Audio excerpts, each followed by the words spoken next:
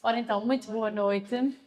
Sejam muito bem-vindos a mais uma tertúlia aqui entre nós. Estamos a terminar mais um ciclo.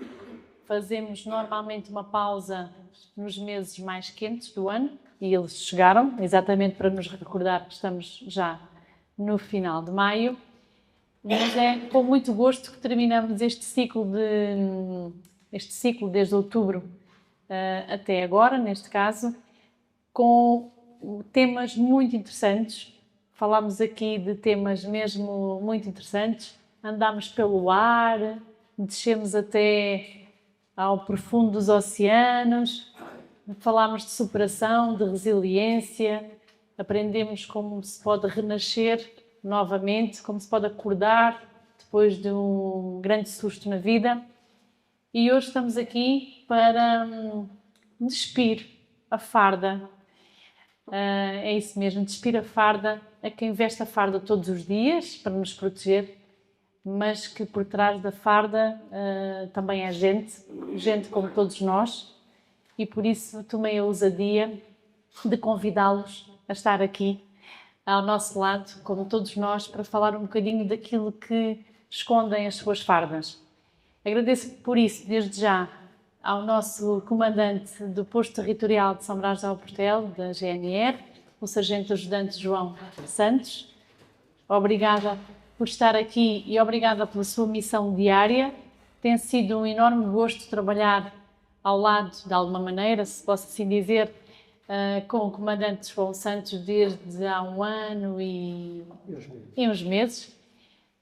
Mas tem sido muito profícuo o nosso trabalho. Sou testemunha da sua preocupação constante, da sua proatividade, da sua valentia e coragem e da sua preocupação. Por isso, acho que as coisas boas devem ser ditas. Às vezes só ficamos com aquilo que corre menos bem. Eu posso-vos testemunhar que há muita coisa que corre muito bem e muitas outras podiam correr muito pior se não houvesse quem lhes jogasse a mão, como se chama dizer. Por isso, obrigada. Este convite também é um agradecimento em nome da comunidade ao vosso trabalho. Obrigada.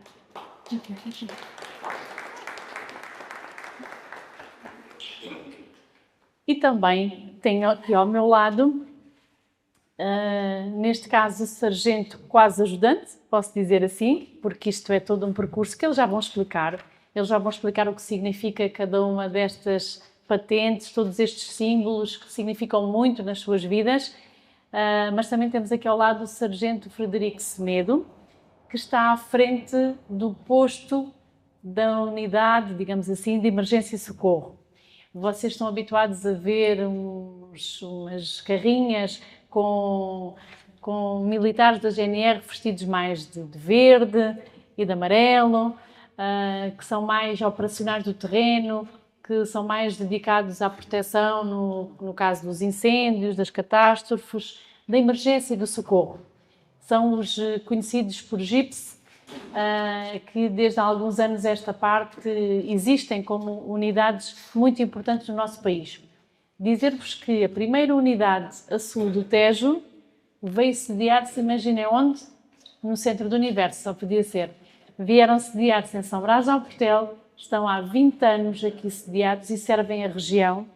E há pouco tempo, na semana passada, celebramos justamente estes 20 anos desta unidade e os 30 anos do nosso quartel da GNR. E por isso esta tertúlia também surgiu no âmbito desse programa para celebrar estes anos de trabalho e para também agradecer toda a dedicação.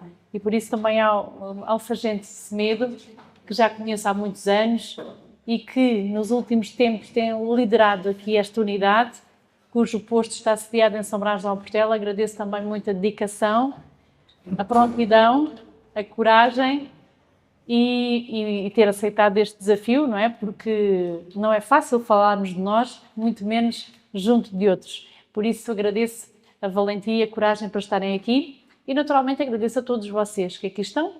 Nós costumamos dizer sempre, e faço questão de dizer para aqueles que são estreantes, e é bom ver sempre alguns estreantes aqui na nossa casa, estas tertúlias não são palestras de especialistas, são conversas de pessoas. E todos nós temos na nossa mochila, na nossa bagagem, muitas histórias de vida, muita experiência, e quando ela é partilhada, torna-se mais pesada, no bom sentido, torna-se mais rica e mais enriquecedora para cada um de nós. Por isso, sintam-se sempre à vontade para partilhar as vossas histórias também, as vossas dúvidas, aquilo que vos vai na alma, aquilo que o coração vos pede para dizer. Aqui é mesmo para isso, é para estarmos aqui entre nós, a deixarmos falar as nossas emoções. E por isso, antes de começar aqui a tentar despedir a farda aqui aos nossos sargentos, agradecer de uma vez mais a vossa presença, muito em particular, se me permitem, agradecer também aqui ao nosso amigo Gilberto Rodrigues, que eu não consigo deixar de chamar sempre Sargento Rodrigues, ele que também foi aqui comandante muitos anos aqui no nosso posto e foi o comandante contemporâneo da abertura do quartel. Portanto, era o comandante na altura, fez também muito para que o quartel existisse e para o estimar naqueles anos em que aqui esteve. Por isso também agradeço a dedicação e a presença aqui hoje. Obrigada.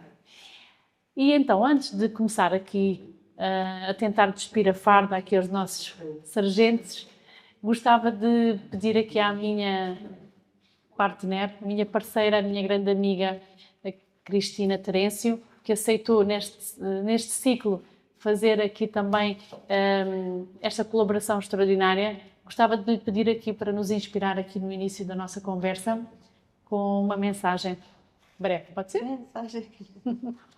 Obrigada. Boa noite a todos. É com grande alegria que estou mais uma vez aqui presente, a representar a Associação Querer Viver. Hoje a temática é bastante desafiadora, porque uma comunidade, para ser uma comunidade equilibrada, necessitamos destes heróis e normalmente só ouvimos falar quando as coisas correm mal, não é verdade? E são tão essenciais para que realmente possamos viver de uma forma pacífica e organizada.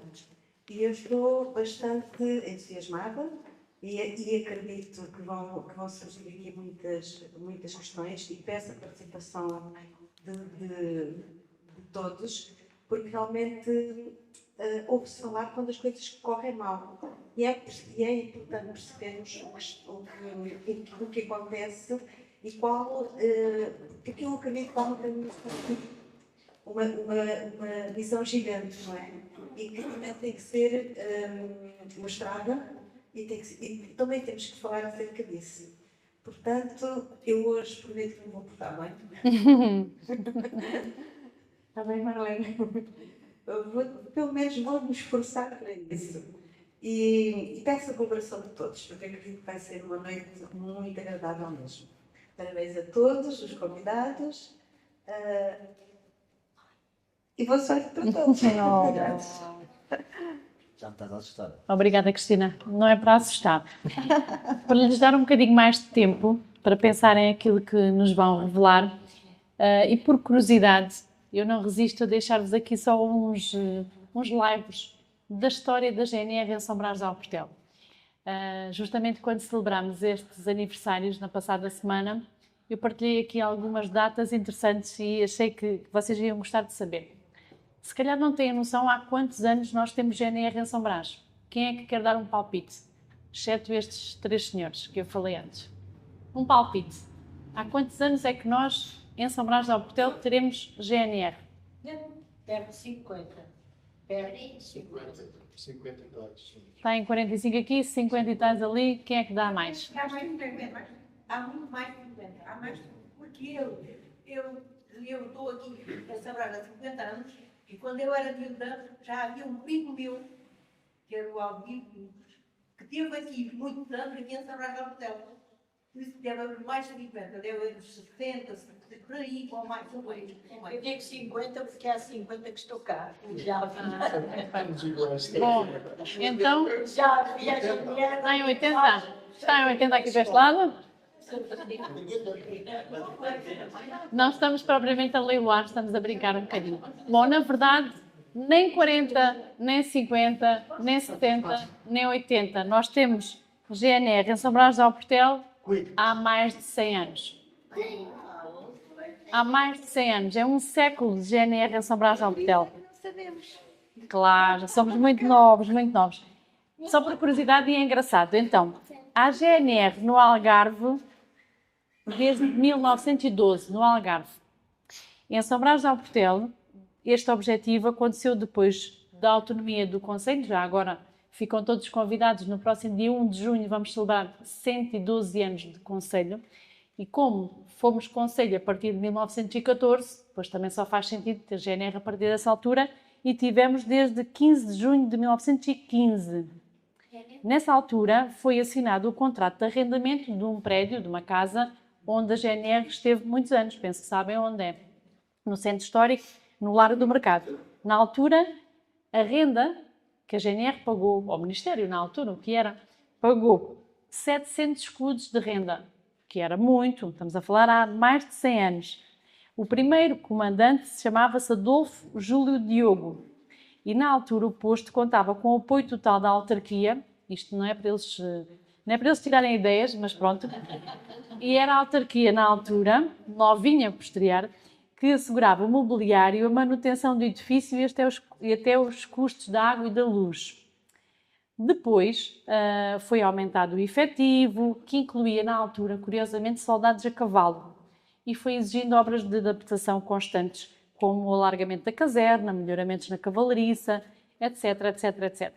Depois houve uma altura em que, porque não tinha condições, o posto foi extinto. Isto em 1927, estamos a falar ainda antes do tempo de ditadura, que vai acontecer depois nos anos 30.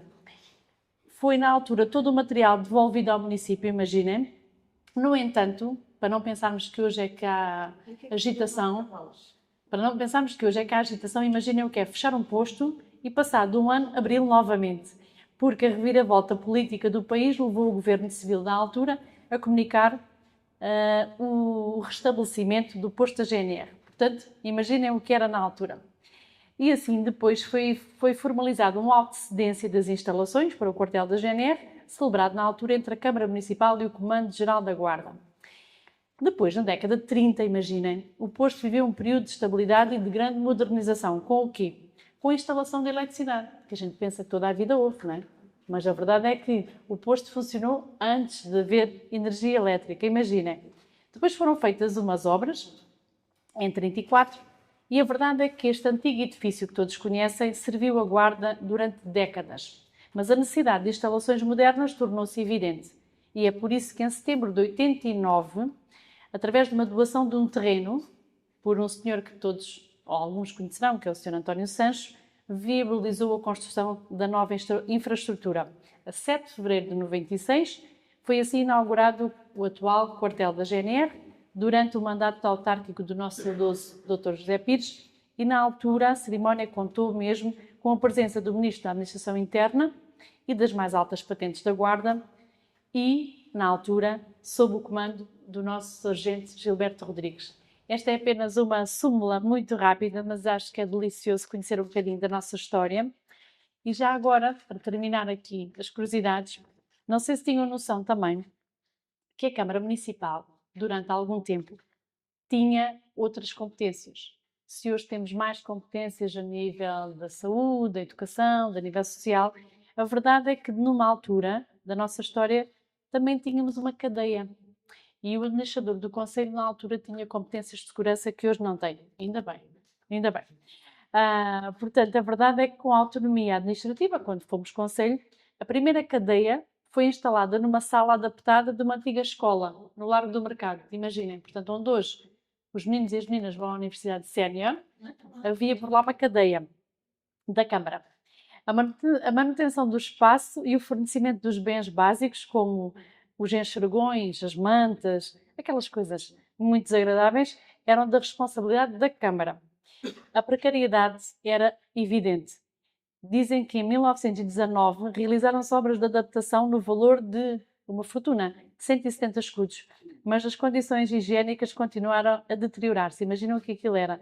Os relatos dão conta de que o local era imundo e impróprio para a reclusão de qualquer preso. Imagina na altura como seria hoje, não é?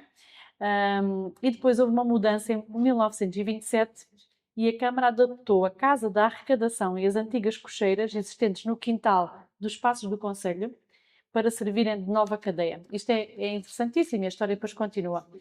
Até que foi desativada a cadeia em 1964. Portanto, imaginem, desde 27 a 64, no edifício da Câmara, onde vocês vão tratar das vossas coisas, havia lá uma cadeia. Nós sabemos mais ou menos onde é, contamos sempre assim umas anedotas, mas a verdade é que a história tem estas curiosidades e eu achei por bem contar-vos para vos desafiar aqui, a desafiar as vossas memórias. Entretanto, foram-se juntando muito mais amigos, que eu agradeço a presença e espero que depois partilhem também as suas aventuras e desventuras. Há aqui mais gente que veste farda, mas hoje não a trouxe, pensando passar despercebido, mas não vai passar. A verdade é essa. E agora vamos mesmo desafiar aqui os nossos convidados. Todos são convidados, mas aqui estes excelentíssimos sargentos que estão aqui ao nosso lado. Mas devo dizer agora, deixando brincadeiras, que por já levar uns anos de Câmara Municipal e com responsabilidades, sobretudo na área social, é por isso que vos posso testemunhar que a GNR tem um papel fundamental na vida da comunidade que muitas vezes passa despercebido. Muitas vezes associamos apenas ao passar das multas de trânsito ou àquelas situações mais relativas à criminalidade que existe, mas felizmente em muito menor grau do que por vezes nós pensamos. O que existe todos os dias são situações de grande tensão social, são inúmeras situações de violência doméstica, são situações de negligência, de maus tratos, são situações de saúde mental extremadas e quem está 24 horas, 7 dias por semana com um quartel aberto, são estes homens. São estes heróis, como a Cristina dizia. São eles que conhecem o avesso da nossa sociedade como ninguém e por isso sou muito grata porque já passei muitas horas, dias e noites ao lado de muitos deles e tenho a agradecer a sensibilidade, a resiliência e a sensatez que eles têm demonstrado. Não são perfeitos como ninguém é porque são humanos, mas a verdade é que lhes devemos muito para que realmente não pareça passar-se nada. Quando não nos parece passar nada, alguma coisa está a passar se alguém está a trabalhar para que isso assim seja. Portanto, tinha que fazer esta partilha, porque de facto é o dia a dia que nós vivemos e sou muito grata a vós. E agora, quem é que se atreve? Ah, é? Não vou comentar que é para não ser mal interpretada. Obrigada. Boa noite a todos. Sou o Frederico, sou da Guarda Nacional Republicana. Estou, como a senhora Presidente disse, sou comandante do posto de intervenção e proteção e socorro. Fui um dos que há 20 anos vi abrir aqui este serviço, esta sua especialidade. Depois a minha vida acabou por atrás de outros objetivos, acabei por estar fora, mas acabei sempre por estar ligado. Porque na altura descobri que o amor. Estão a ouvir bem? Estão a ouvir? Descobri aqui o amor. Está mais pertinho. Sim. E acabei por voltar a residência Brás, efetivamente há 18 anos. Há um ano atrás houve aqui uma alteração que estava a comandar o posto de intervenção de proteção e socorro em Cachopo, Tavira. E depois o ano passado houve aqui uma troca e neste momento estou na cadeira de sonho. Estou onde resido, estou onde estão as minhas filhas. Estou em casa, neste momento estou mesmo em casa. Adoro aquilo que faço, luto todos os dias para fazer melhor, às vezes não é fácil, porque também há coisas que não dependem só de nós, mas peço desculpa. Estou mesmo em casa, luto todos os dias e muito obrigado mais uma vez pelo convite. É mais fácil fazerem perguntas e nós respondermos do que nós estarmos aqui a. A gente vai fazer. Está bem? A gente vai fazer. Obrigado mais uma vez. A gente Sejam um vai bocadinho fazer. meiguinhos nas perguntas também. Principalmente. Vamos? Deixa ficar já? Mas a gente podia fazer já umas perguntinhas a medo. Então vá, sim. Então vá. A gente já faz. O meu nome é João Santos, sou sargento da Guarda, sargento ajudante. O meu percurso na Guarda iniciou no ano de 1998, foi já ontem. Curiosamente, há algo que vocês não sabem, que eu já residi em São Brás de Alportel. A minha primeira casa, no ano de 2000, foi em São Brás de Alportel, residi de 2000 a 2002. Depois, devido à profissão inerente das situações, depois residi para Algema e atualmente estou em Faro. Tenho passado por vários serviços na Guarda e agora, em final de carreira, decidi que ia comandar um posto. Não é a primeira vez, já tive outra situação, e escolhi São Brás de Alportel. Por sorte, o comandante que temos entendeu que era oportuno e assim. Estou ao vosso dispor para algumas perguntas e basicamente abri aqui um bocadinho para vocês poderem explorar. Quem é que se atreve a fazer a primeira pergunta? Eu. Não, eu falo muito alto. Fala.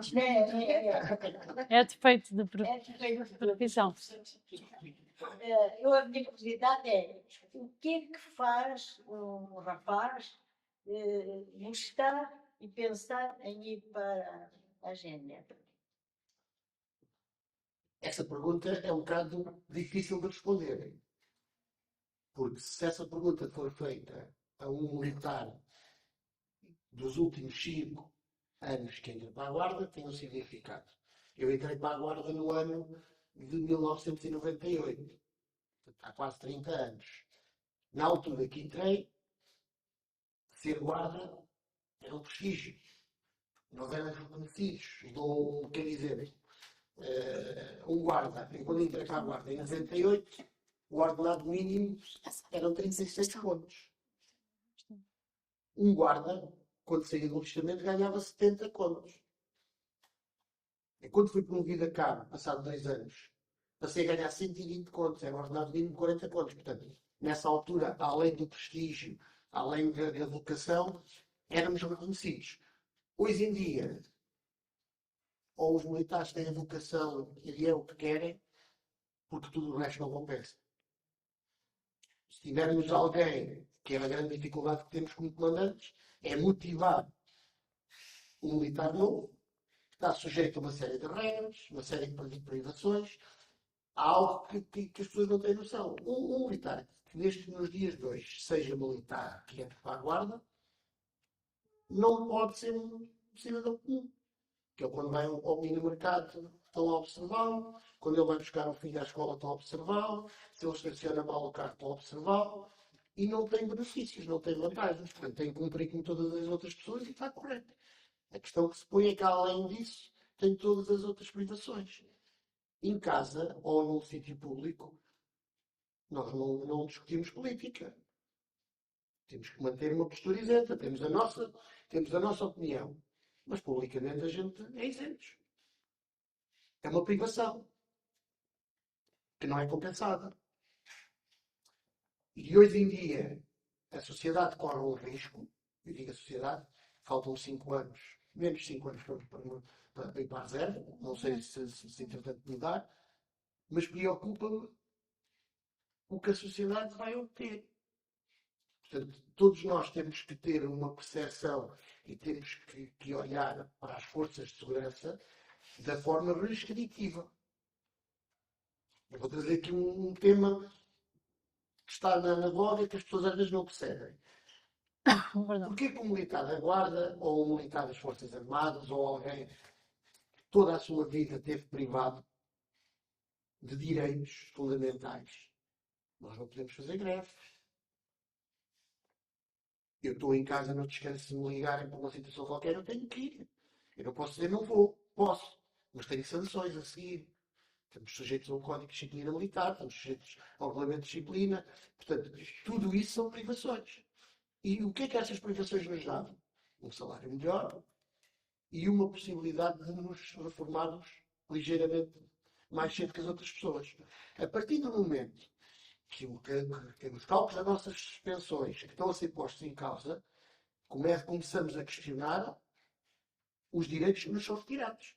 Portanto, se passarmos a ser todos tratados como um cidadão comum, temos que passar a ter os mesmos direitos.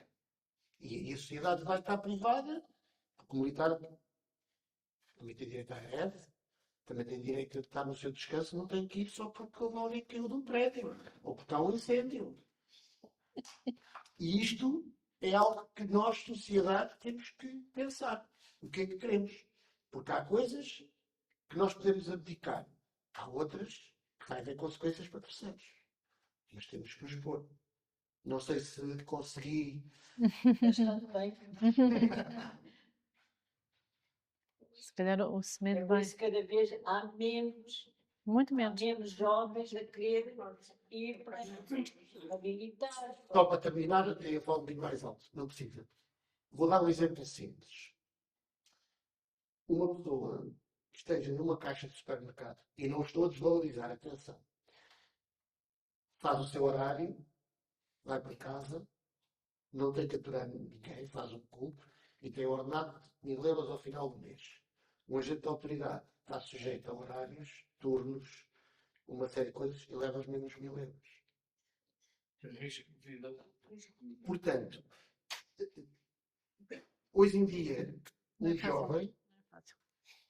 se for uma pessoa atenta e bem aconselhada, não vem para as forças policiais. Só se for um sonho, só se for a tal vocação. Omissão. Mas hoje em dia, os nossos jovens, não sei muitos deles qual é a missão que eles querem. Em primeiro lugar, querem ter rendimento para poder ter uma casa. E sendo guarda hoje em dia, dificilmente. Claro. Como- Muito bem, muito bem. Só aqui complementando, e pegando as palavras do Sr. Sargento Ajudante, eu acho que hoje em dia há muito pouca motivação ou há muitos poucos benefícios em ser militar da Guarda Nacional Republicana. Mas há outras coisas. E aqui a Rita disse, há o sentido de missão. E isto às vezes é um percurso que nós fazemos. Acabamos por estar no serviço militar e depois ganhamos o gosto por servir, por fazer bem, o gosto pela farda. E depois acabamos por dar o salto às vezes para as forças de segurança, que é o que muitos jovens fazem. Até porque as forças armadas, a maior parte delas não há quadras, as forças não têm classes nos quadros e acabam por ter que ou progredir a nível de sargentos nos sociais ou então terem que ingressar nas forças de segurança. E acho que é mais pelo sentido de missão e o espírito de missão. Algo que nos chama a fazer algo melhor e algo mais. Porque a nível monetário, neste momento, para os jovens, a Guarda Nacional Republicana não é atrativa de certeza absoluta. Eu não estou cá pelo dinheiro. O nosso ajudante fez ali as contas, quanto é que se ganhava na altura e quanto é que ele ganhava. Eu não sei quanto é que se ganhava na altura. Eu sei aquilo que ganho e não sei quanto ganhavam as outras pessoas. Estou aqui mesmo por baixo daquilo que fosse. Muito bem, muito bem, muito bem, muito bem.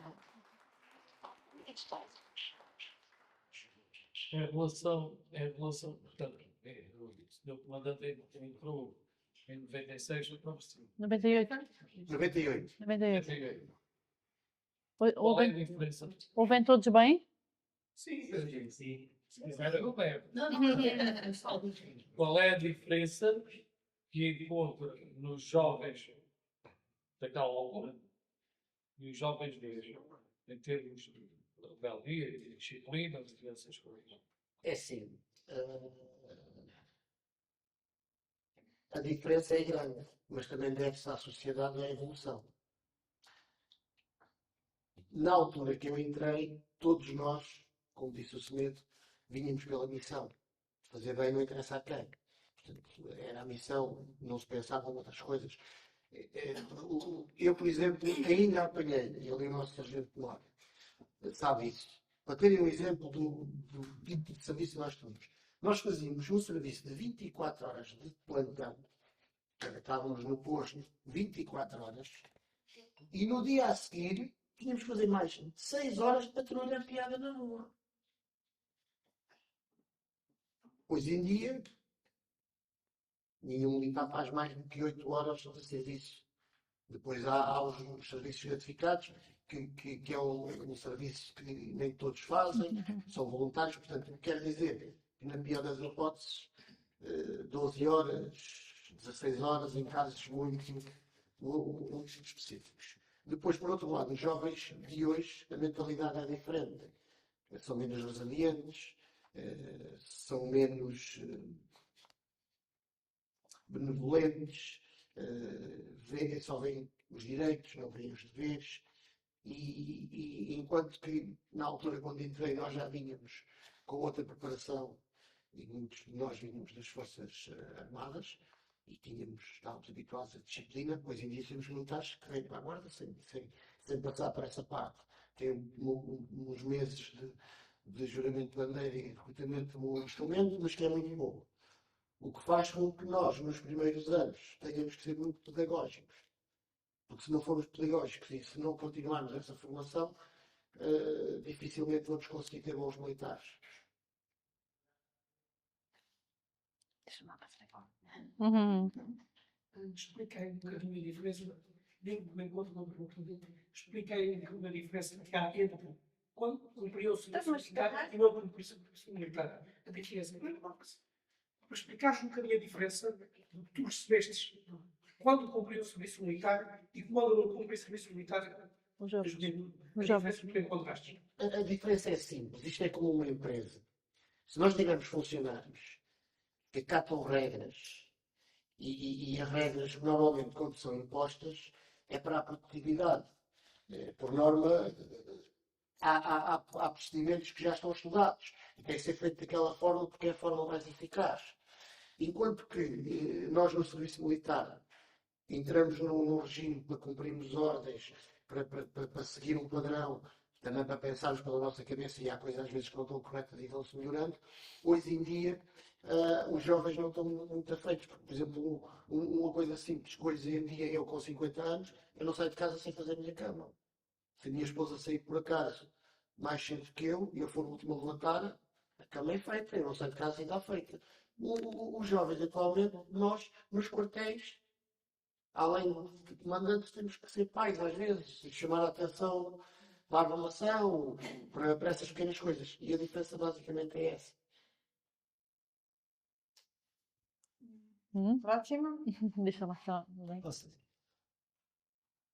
Posso acrescentar aqui mais 2 ou 3 situações. Isto muda e obrigatoriamente tem que mudar porque a sociedade evolui. Às vezes evolui num sentido que pode não ser o melhor e acho que tem que ser ajustado aqui em algumas partes. Hoje em dia também há muito mais informação. Os jovens têm acesso a muito mais informação através das redes sociais, através de todos têm um computador, um telemóvel, toda a gente consegue. Nós hoje em dia quase todos somos doutores, não é? Lemos a lei, todos temos acesso à lei, porque está no nosso telemóvel, lemos a lei e percebemos mais a lei do que é que trabalha com ela, ou pensamos nós, percebemos mais a lei com quem ela trabalha todos os dias. E se calhar há 20, 30 anos também éramos jovens, acho que éramos diferentes. E quando digo diferentes, não estou a dizer que somos melhores, atenção, não estou por isso em causa sequer. Acho que os jovens hoje em dia são diferentes. Em algumas áreas estão muito mais evoluídos do que nós e a parte da informação tem acesso a tudo. Em outras coisas, se calhar até uma parte, mas depois também vem de casa, porque a sociedade evolui em todos os sentidos. E os pais hoje em dia também não são os pais de há 30 anos atrás. Há aqui uma diferença. Até porque os pais, eu ontem estive a fazer este cálculo mental, os pais hoje em dia passam muito pouco tempo com os filhos. Nós passamos 2 horas, 3 horas com os nossos filhos por dia. Porque é aquela hora em que eles acordam, estamos a despachá-los para os irmos levar à escola, depois vamos buscá-los à escola às 5, às 6 horas, entretanto eles têm uma atividade depois da escola, e vamos buscá-los às 8 horas, eles jantam, tomam banho e vão dormir. Eles passam muito mais tempo na escola com os amigos do que passam com os pais passam muito pouco tempo. E acho que esse papel que o pai fazia antigamente, se calhar até era mais a mãe, porque o pai se calhar era aquela figura mais rígida. E quando falava a sério e toda a gente percebia o que se passava. A mãe tinha trabalhava. Polícia. Nós combinamos. A polícia boa e a polícia mau, é? Aquela técnica do instinto obrigatório. E acho que também começa logo esta parte da educação, começa muito em casa. E infelizmente os pais não têm tempo, porque os pais normalmente são os dois ativos, têm trabalhos, também querem progredir na carreira, querem evoluir profissionalmente, e às vezes deixamos os filhos mais para trás. Eu vou. Posso falar, não posso? Agora já. Isto tem tudo uma questão. Aí há uns anos, numa destilha do militar meu, quando eu estava a comandar o plano de intervenção do Terceiro Ano de Intervenção em Faro, E era um militar que decidiu seguir o outro caminho. E eu nesse dia estava tão inspirado que acho que eles dizem que eu estive a discursar durante 30 e tal minutos. Sem apoio nenhum, sem apoio. E há lá uma das coisas que eu falei que é extremamente importante para nós. E isto agora falando um bocadinho da missão e do trabalho. Nós às vezes focamos mesmo muito no trabalho. Somos exigentes connosco. Queremos mais, queremos crescer, queremos evoluir, queremos fazer tudo mais alguma coisa. Mas às vezes esquecemos os pequenos e não damos a devida atenção. E nós pensamos que o nosso verdadeiro legado é nós crescemos a nível profissional, sermos melhores. Mas não. O nosso legado são os nossos filhos. E enquanto eles lembrarem de nós, eu posso morrer hoje, mas se posso lembrar de mim daqui a 50 anos, eu estou a viver no coração dela. Eu sou o nosso verdadeiro legado. Mas que bonito!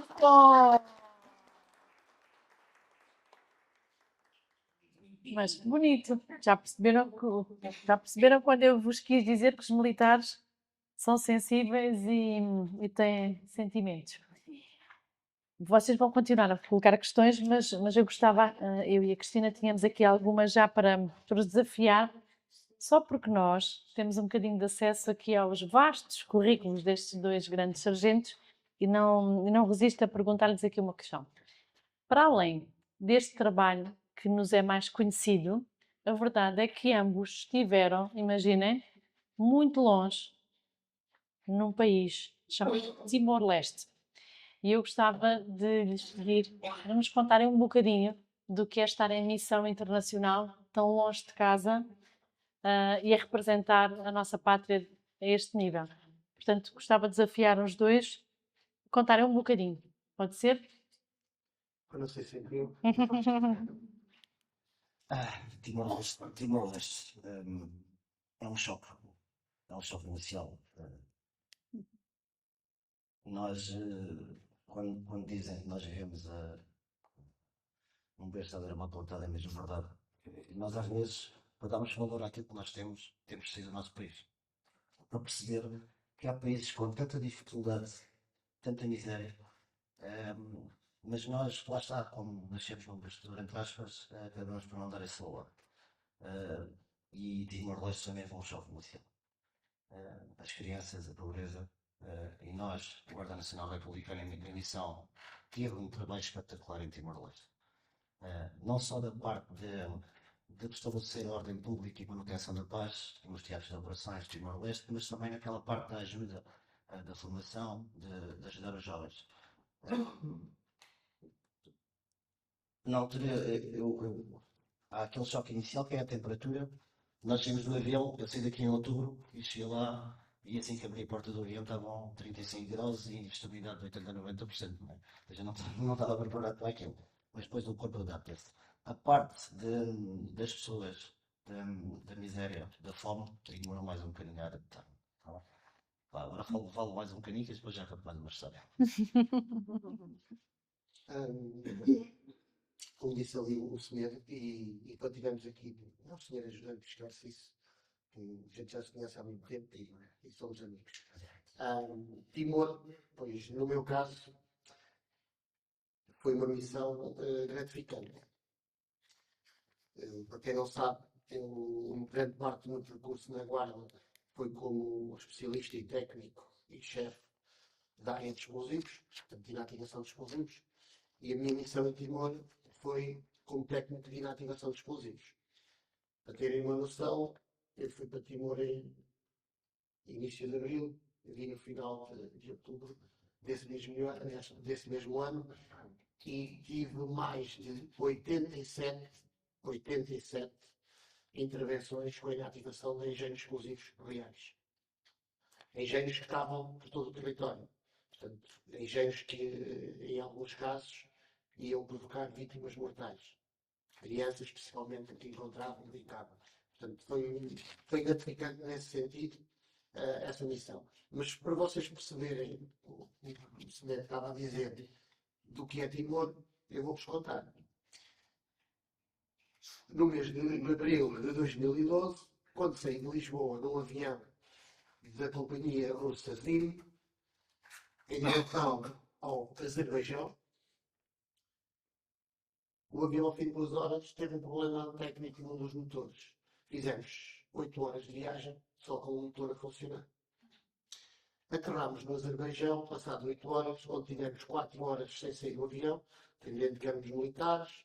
É um país que não é muito amigável, portanto, não nos deixaram sair.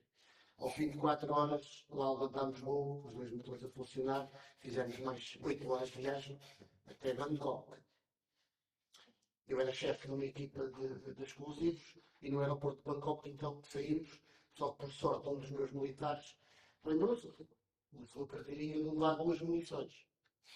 E ao passar o check-in, as munições estavam lá, tivemos mais 2 horas para resolver o problema de ele ter levado. Portanto, após estas peças aterradas em Timor, e como disse o segredo, o choque é muito grande. Porque quando nós aterramos, estão os nossos camaradas de missão prontos a voltar. Portanto, aquilo é passar uns para os outros, ao lado, tudo bem, e ficam meia dúzia deles que fazem toda a transação, mas o grosso é isso. E quando entramos dentro de uma microlete, como se chamava lá, que é umas carrinhas como nós temos aqui as Toyotas, as Nissan Vanettes, só com 12, 13, 20 lugares. Começamos a percorrer uma avenida em terra batida, começamos a ver mesas de madeira com peixe, com carne, com pessoas em questão de moscas, várias pessoas descalças. É um choque grande. E quando chego ao quartel, por sorte, tivemos logo uma missão. Assim que aterramos, era logo uma missão que em Timor as missões não era por quilómetros, era por horas. E no caso era para irmos a uma localidade que era Viqueque, ficava na parte sul da ilha e eram sensivelmente 8 horas de viagem. Porque nós tínhamos estradas e que no meio de essas estradas apareciam buracos com 2, 3 metros. Portanto, os percursos era todo terreno e eram difíceis. Para terem uma ideia, a equipa OD sempre que tinha que sair, tínhamos que levar uma escolta policial, normalmente com os pelotões, uma equipa de emergência médica que ia sempre connosco e saíamos sempre. Do antecedente, o que é que nós fazíamos sempre nessas viagens? Essa informação vai passar. Levávamos comida, iogurtes, bolachas, para dar normalmente às missões das madres para alimentar as crianças. E muitas vezes em troca eles forneciam só um espaço para nós, não estarmos a dormir nos muros do mato, para quem não sabe. São os cavaletes que a gente põe num sítio para dormir em cima, para dizer que não dorme no chão. E fazíamos esse câmbio. Só que a zona de Biqueque existia uma das poucas unidades hoteleiras que era a pousada de Balcão e que nós tínhamos o contacto então. Passámos por lá, reservámos os quartos para irmos fazer a missão e depois regressar, porque não podíamos fazer missões durante a noite. Porque tivemos infelizmente um camarada do EOD que num acidente de viação faleceu. Então, uma das regras das Nações Unidas era de nascer ao pôr do sol. Assim que se punha o sol, tivéssemos onde tivéssemos, tínhamos que acampar. Então a gente programava isso. Tudo impecável, saímos, escolas, passámos na pousada, chegámos lá, era uma granada, uma Mines, de 1914. Timor foi palco das duas grandes guerras mundiais, tanto a primeira como a segunda, com bombardeamentos do Japão, dos Estados Unidos, entre guerras, entre combates que houve ali com tropas australianas e japonesas. Portanto, é uma terra com muito gente presente. E quando vínhamos a regressar, na única estrada que nós tínhamos acesso, ruiu. Um caminhão que ia fazer abastecimento de combustível atolou e a estrada ruiu. Resumindo, não tínhamos para onde passar. Foi o meu primeiro dia. Tivemos que aproveitar, tivemos que utilizar ações de combate. E no outro dia de manhã, quando chegámos ao mesmo local, estava tudo igual. E aquilo só se ia resolver passado um mês. O tempo lá é muito lento. Tivemos que ir mapas com mais de 30 anos, ainda portugueses, que existiam, a ver caminhos alternativos. E ao fim de 4 furos e mais 4 horas de viagem, chegámos à dentro da pousada que éramos para dormir. E as pessoas ficaram a noite toda à nossa espera, que nós dissemos que íamos, mas não havia telefones. Portanto, isto para vos dizer o primeiro impacto que foi inquieto e morto. Obrigada. Queres complementar? Esta missão, o João está a falar que a inativação de agentes explosivos, como eu disse, era sempre acompanhada por uma equipa de GEOP da República, que era a minha parte, para montar a segurança. Eles depois faziam a inativação de agente explosivo. Estas missões que eles tinham eram as missões que eu mais gostava de fazer. Nós tínhamos relações de combate, mas nós, como bom português, quando íamos para fora, vamos sempre para bacalhau e febras. Fazíamos lá uma grelhada de missa lá no meio do mato, mas dávamos sempre as relações de combate, não eram para nós. Eram para nós. Se houvesse uma situação em que tivéssemos de estar mais alguns dias, e aí tínhamos que recorrer às relações de combate, mas era mais para dar. E dávamos às crianças quando parávamos. Aliás, eles já sabiam isso, e nós parávamos, eles vinham logo a correr direto aos nossos carros para poderem chegar ao monte. Às vezes tínhamos lá para noitar. Quando falamos de 8 horas de viagem, estamos a falar de 150 a 200 km de distância. Não estamos a falar do outro lado do mundo, estamos a falar de 150 a 200 km, só para estradas e acessos são tão maus que demoram horas e horas a conseguir lá chegar. Há uma história muito engraçada que nós tínhamos que ficar a Ponta no Sul. E eu decidi, pá, nós não vamos dormir ali debaixo das árvores, e junto à chácara, porque também há lá uns bichinhos, às vezes, com uns 2, 3 metros, são os chamados lá feitos, são crocodilos, e à noite a gente não os vê, e é melhor dormir na areia, na praia, do que dormir lá nas chácaras, onde eles podem aparecer. Ainda não. Vai comer. E nós montámos as burras e dormimos na praia. Dormimos na praia. Eram cerca de 3, 4 da manhã, começa a ver 2 indivíduos, a cerca de 50, 100 metros, olhar para nós, e eu desconfiado o que é que esta bola vê nesta hora. Adormeci mais um bocadinho, e passado mais meia hora lá estavam eles os dois a olhar para mim. E eu disse à malta, olha, não sei o que é que vai passar, a gente prepara as armas porque eu não sei o que é que vai aqui. Nasce o dia, começamos a levantar e eles estavam lá. E depois, na altura, eu fui falar com eles. E disse, então, mas o que é que se passa aqui? Então, o que é que se passou? Nós montámos os nossos furos e temos as nossas viaturas onde eles tinham um barco de pesca. E eles queriam ir à pesca, mas também com medo de nós. Ficaram a noite toda. Coitado. O Oh, que é que aconteceu? Nesse dia, não apanharam peixe. Quer claro. dizer que não apanharam peixe, não alimentaram a família.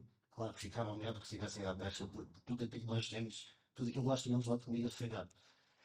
Outra coisa extremamente curiosa, pois nas relações de combate também temos latas de atum. Eles não sabiam abrir uma lata de atum. Eles foi a primeira vez que viram uma lata de atum. Claro.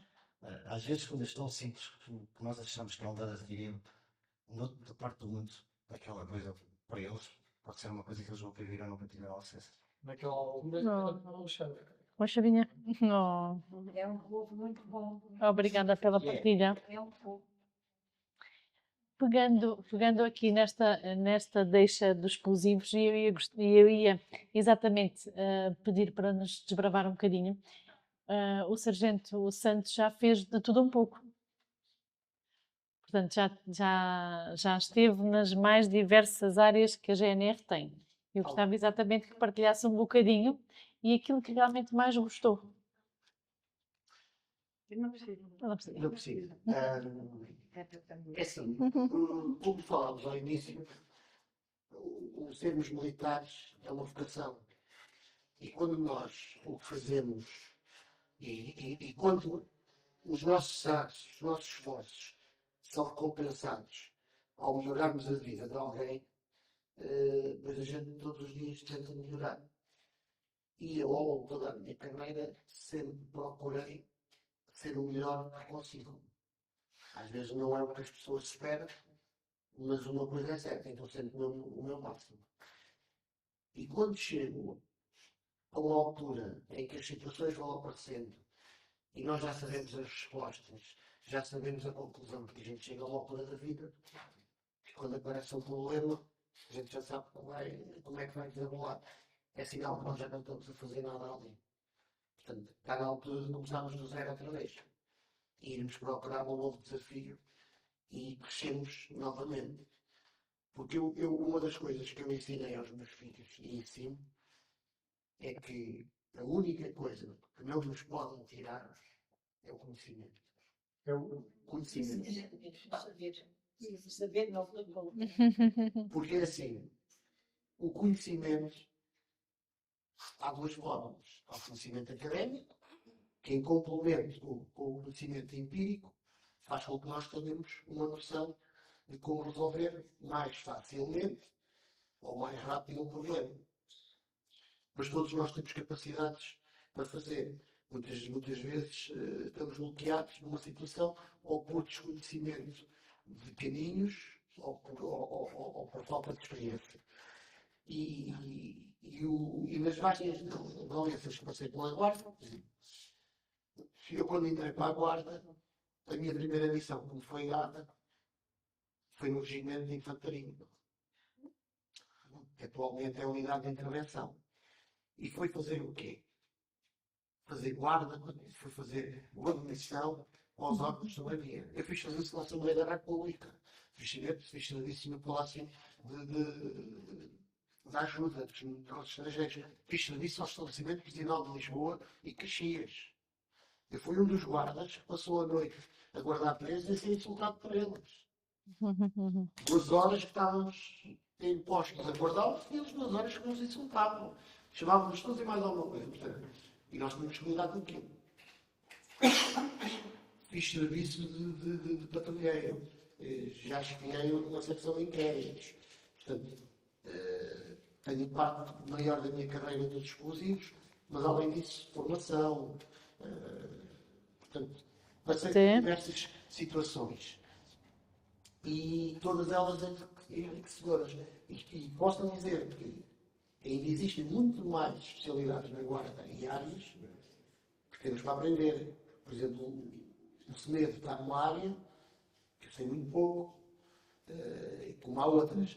Agora, o importante, e eu não ando a contar quando passo a discussão, é tentar, quando passo, tentar aprender o máximo e fazer o melhor que posso para ajudar a população. Porque quando nós chegamos ao final do dia e olhamos para o nosso dia, que eu saio de casa com propósitos. Tenho a minha agenda para fazer isto. E quando chego a casa, fiz tudo ou metade daquilo que queria fazer. Porque vai sempre aparecendo algo que nós temos que resolver. Para toda a gente. Mas quando nós chegamos a casa e vimos que não fiz o que pretendia, mas o que fiz mudou a vida de alguém, fico satisfeito. Muita cena. Obrigada.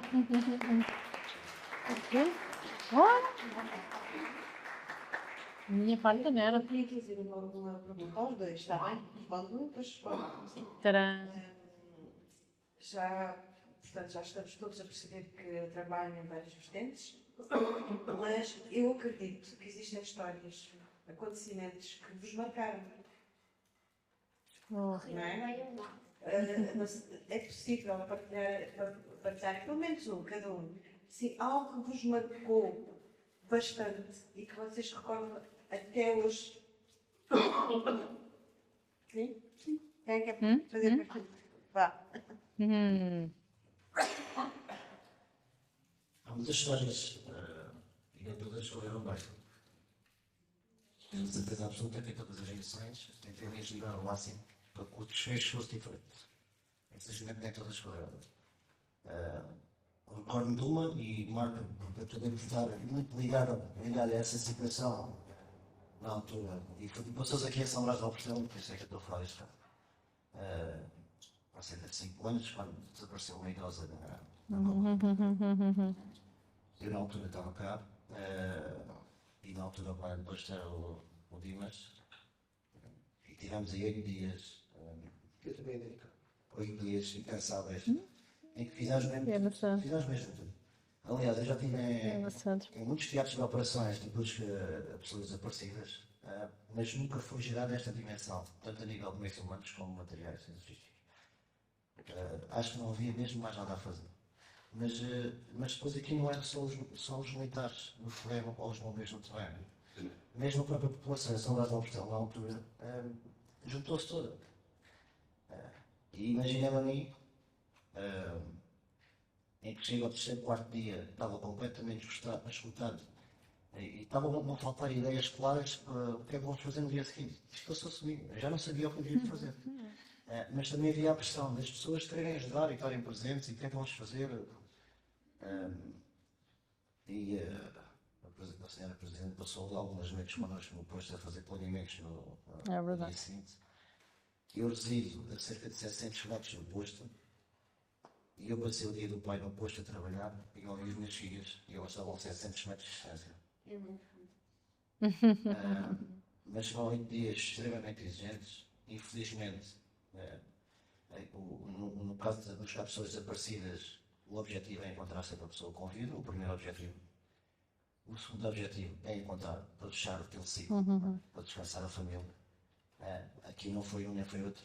Ainda hoje não sabemos o que é que se passou. Ficou o que este vazio. E esta missão por concluir, que nunca mais me vou esquecer. Umas palminhas para vos agradecer.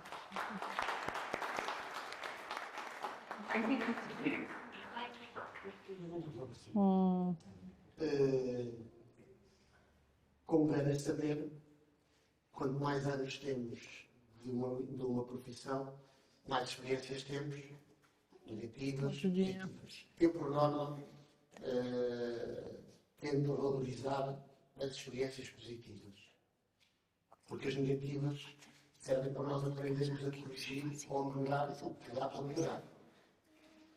Mas posso-vos confidenciar aqui uma situação que tive, eu não me vou esquecer. Tem a ver com Timor, tem a ver com uma missão, em que um dia recebemos uma comunicação durante a noite de ter ocorrido uma explosão num suco, que era as aldeias que eles tinham, e quando chegámos ao local havia 3 vítimas mortais. A explosão ocorreu devido à utilização de uma barbadoura. Eles estavam com uma barbadoura a colocar granadas de artilharia que descobriram num paiol que era dos japoneses para retirar o explosivo para ir à pesca.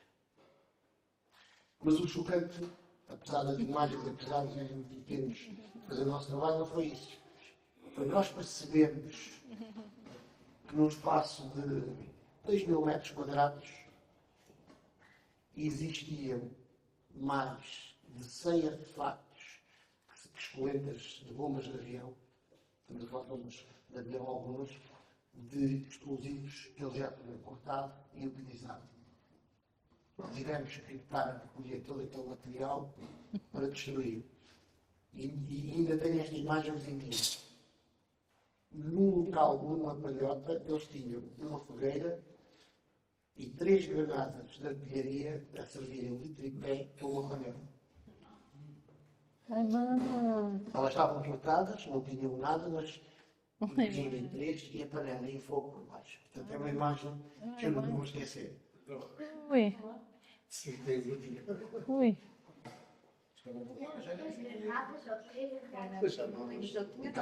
Não tinha nada. Não é nada. Mas é o facto de termos aparecido.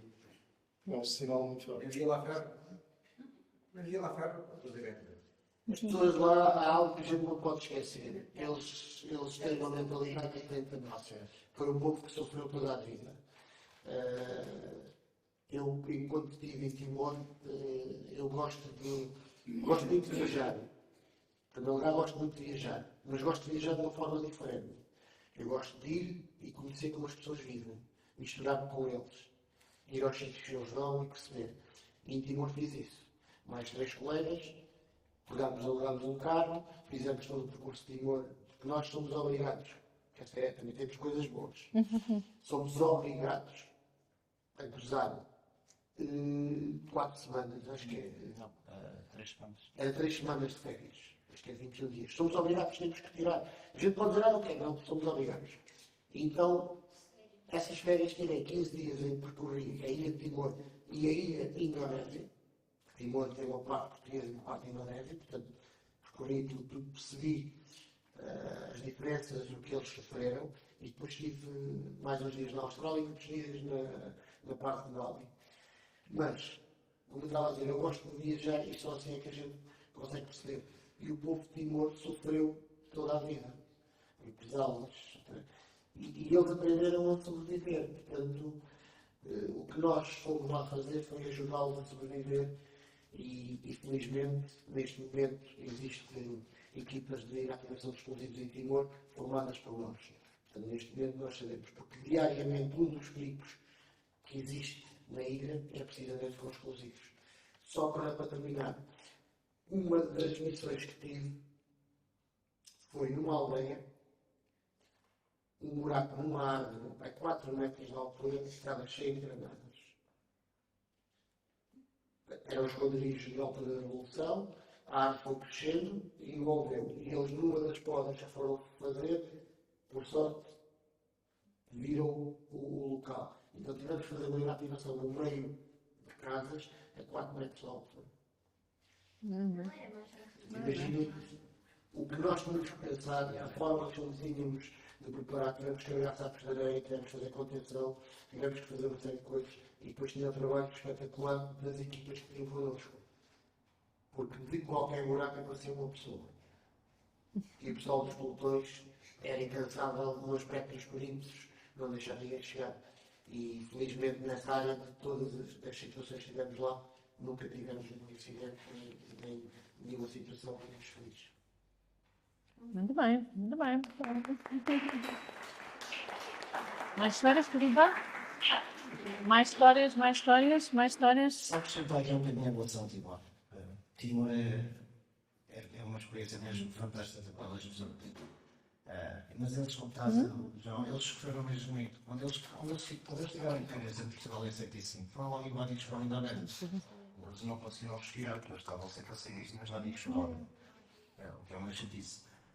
Mas nós temos uma ligação a Timor mesmo muito grande. E quem lá está, sente isso das pessoas, principalmente das pessoas mais velhas. Nós íamos, às vezes, quando havia essa possibilidade, dar uma das nossas corridas junto à praia, e havia sempre um senhor, bom dia senhor, bom dia senhor, bom dia senhor. Os mais velhos falam português, os mais novos já falávamos com eles em inglês, eles já não falavam português, mas os mais velhos falavam português. E eles tinham mesmo um grande carinho por nós.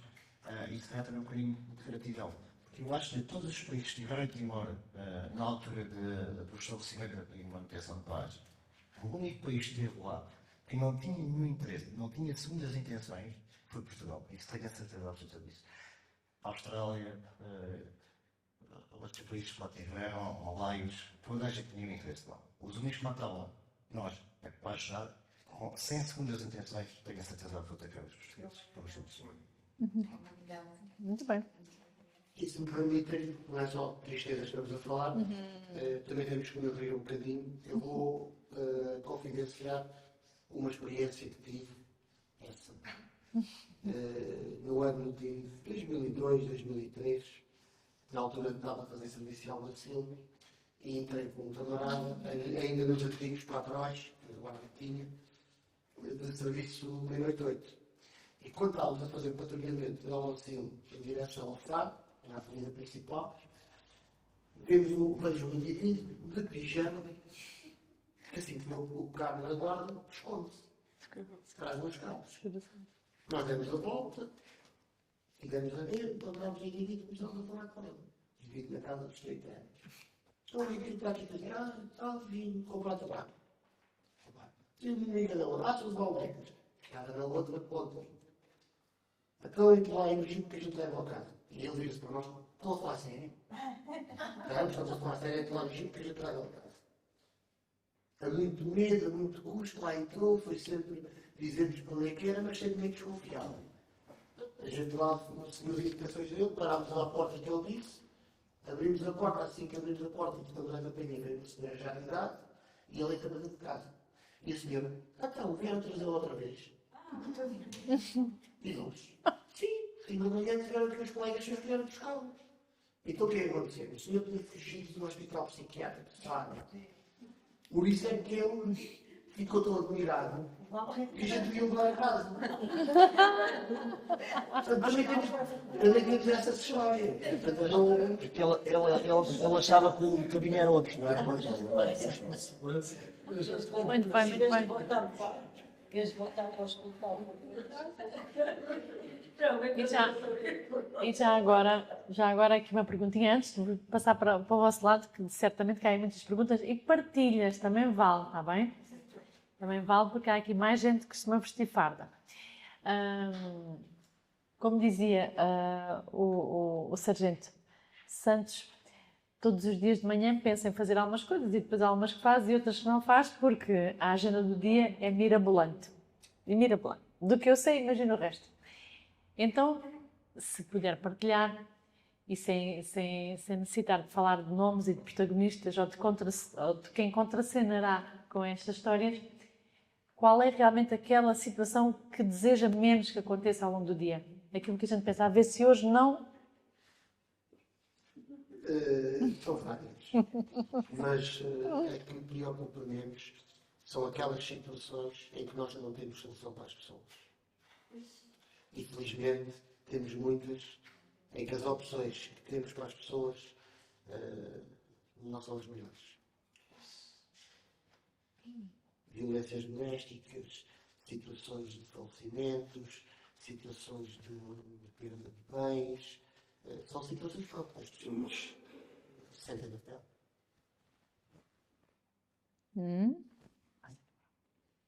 Não, está tudo dito, está tudo dito. Não, mas também se... não. Tens de dizer um bocadinho. Nós tentamos mesmo fazer sempre, pelo menos eu e o João Feliz certeza, nós tentamos mesmo sempre fazer o bem e o melhor possível.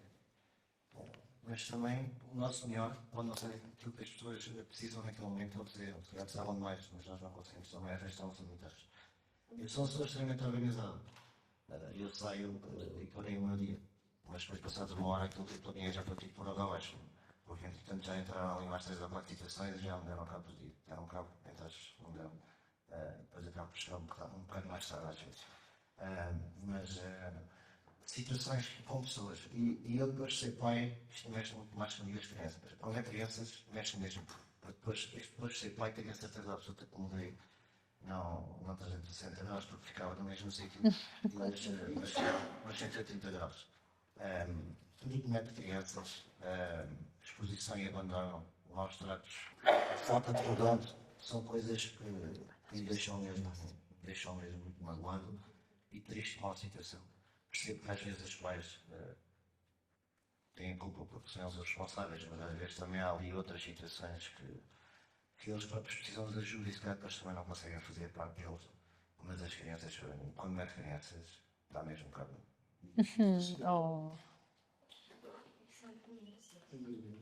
Agora, desafia lá em público, Cristina. Tens sorte. Vocês estão a ter muita sorte. Pois é, perguntinhas e partilhas. Puxa por eles, Cristina. Vamos? É aqui, no mínimo.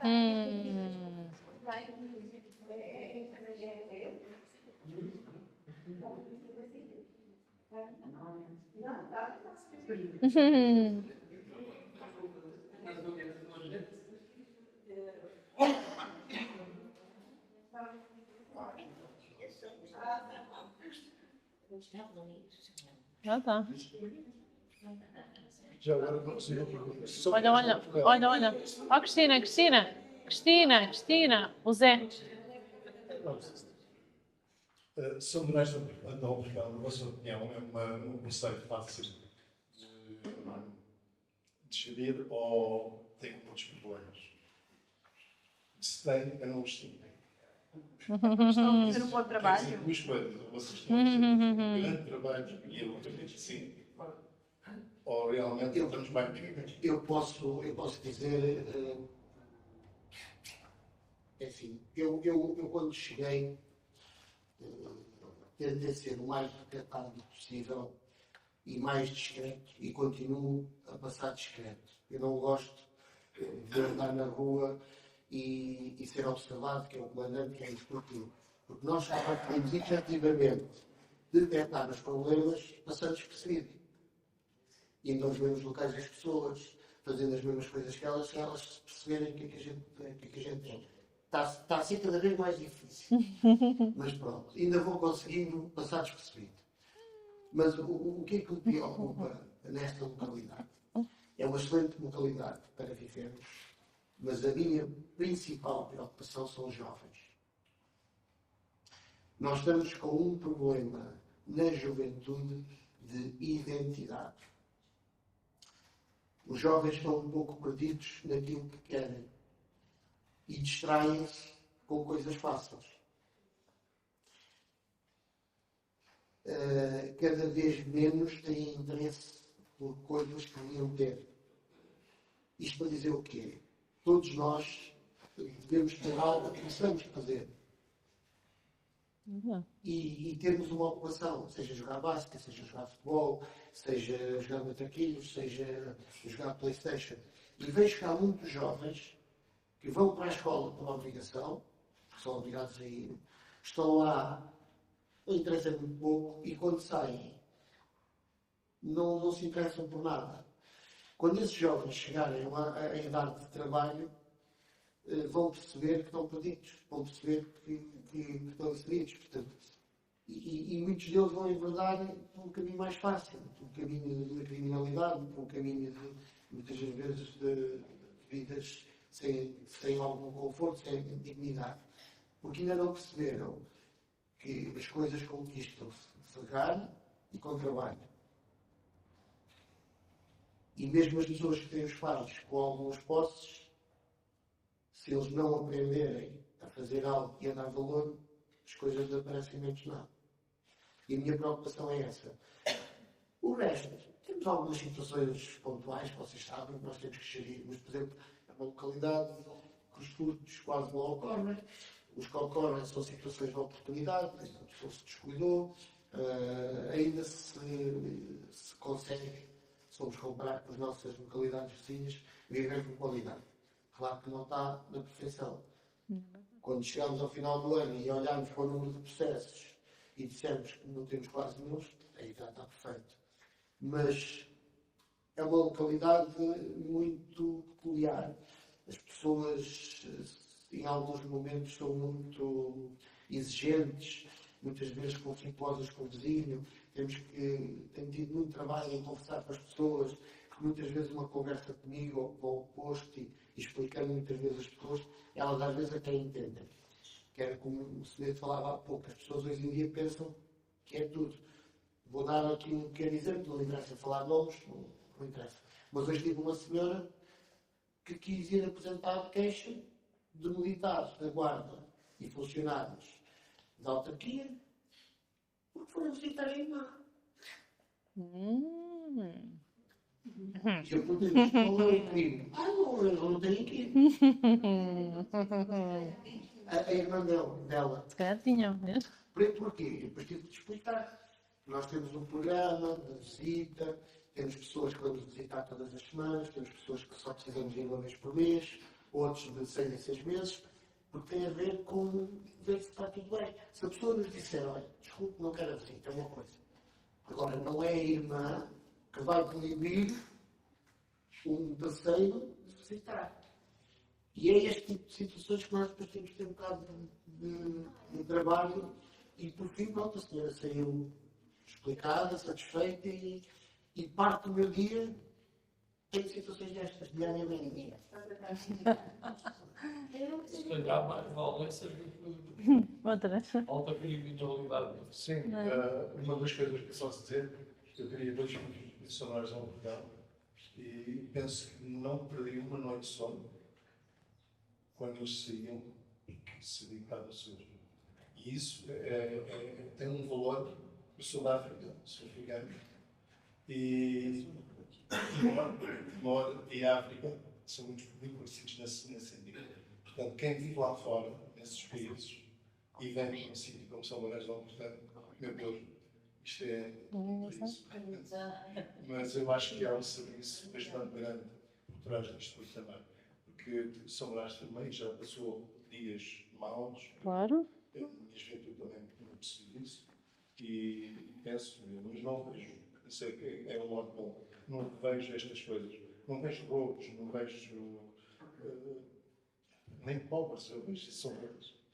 Isso tudo é bom. Um dos lemas da inativação de explosivos é fazer sem ser visto. Fazer? Fazer sem ser visto. Pois eu conheci num jantar, só no fim do jantar é que sou eu. Sei, já sei. Falamos sobre os jovens, mas qual consideram que é o maior risco para a população sénia? Diz lá um bocadinho, repete lá. A minha pergunta é, portanto, já falámos um pouco sobre os jovens, mas qual o maior risco que consideram, não é? Ser o maior risco para a população sénior?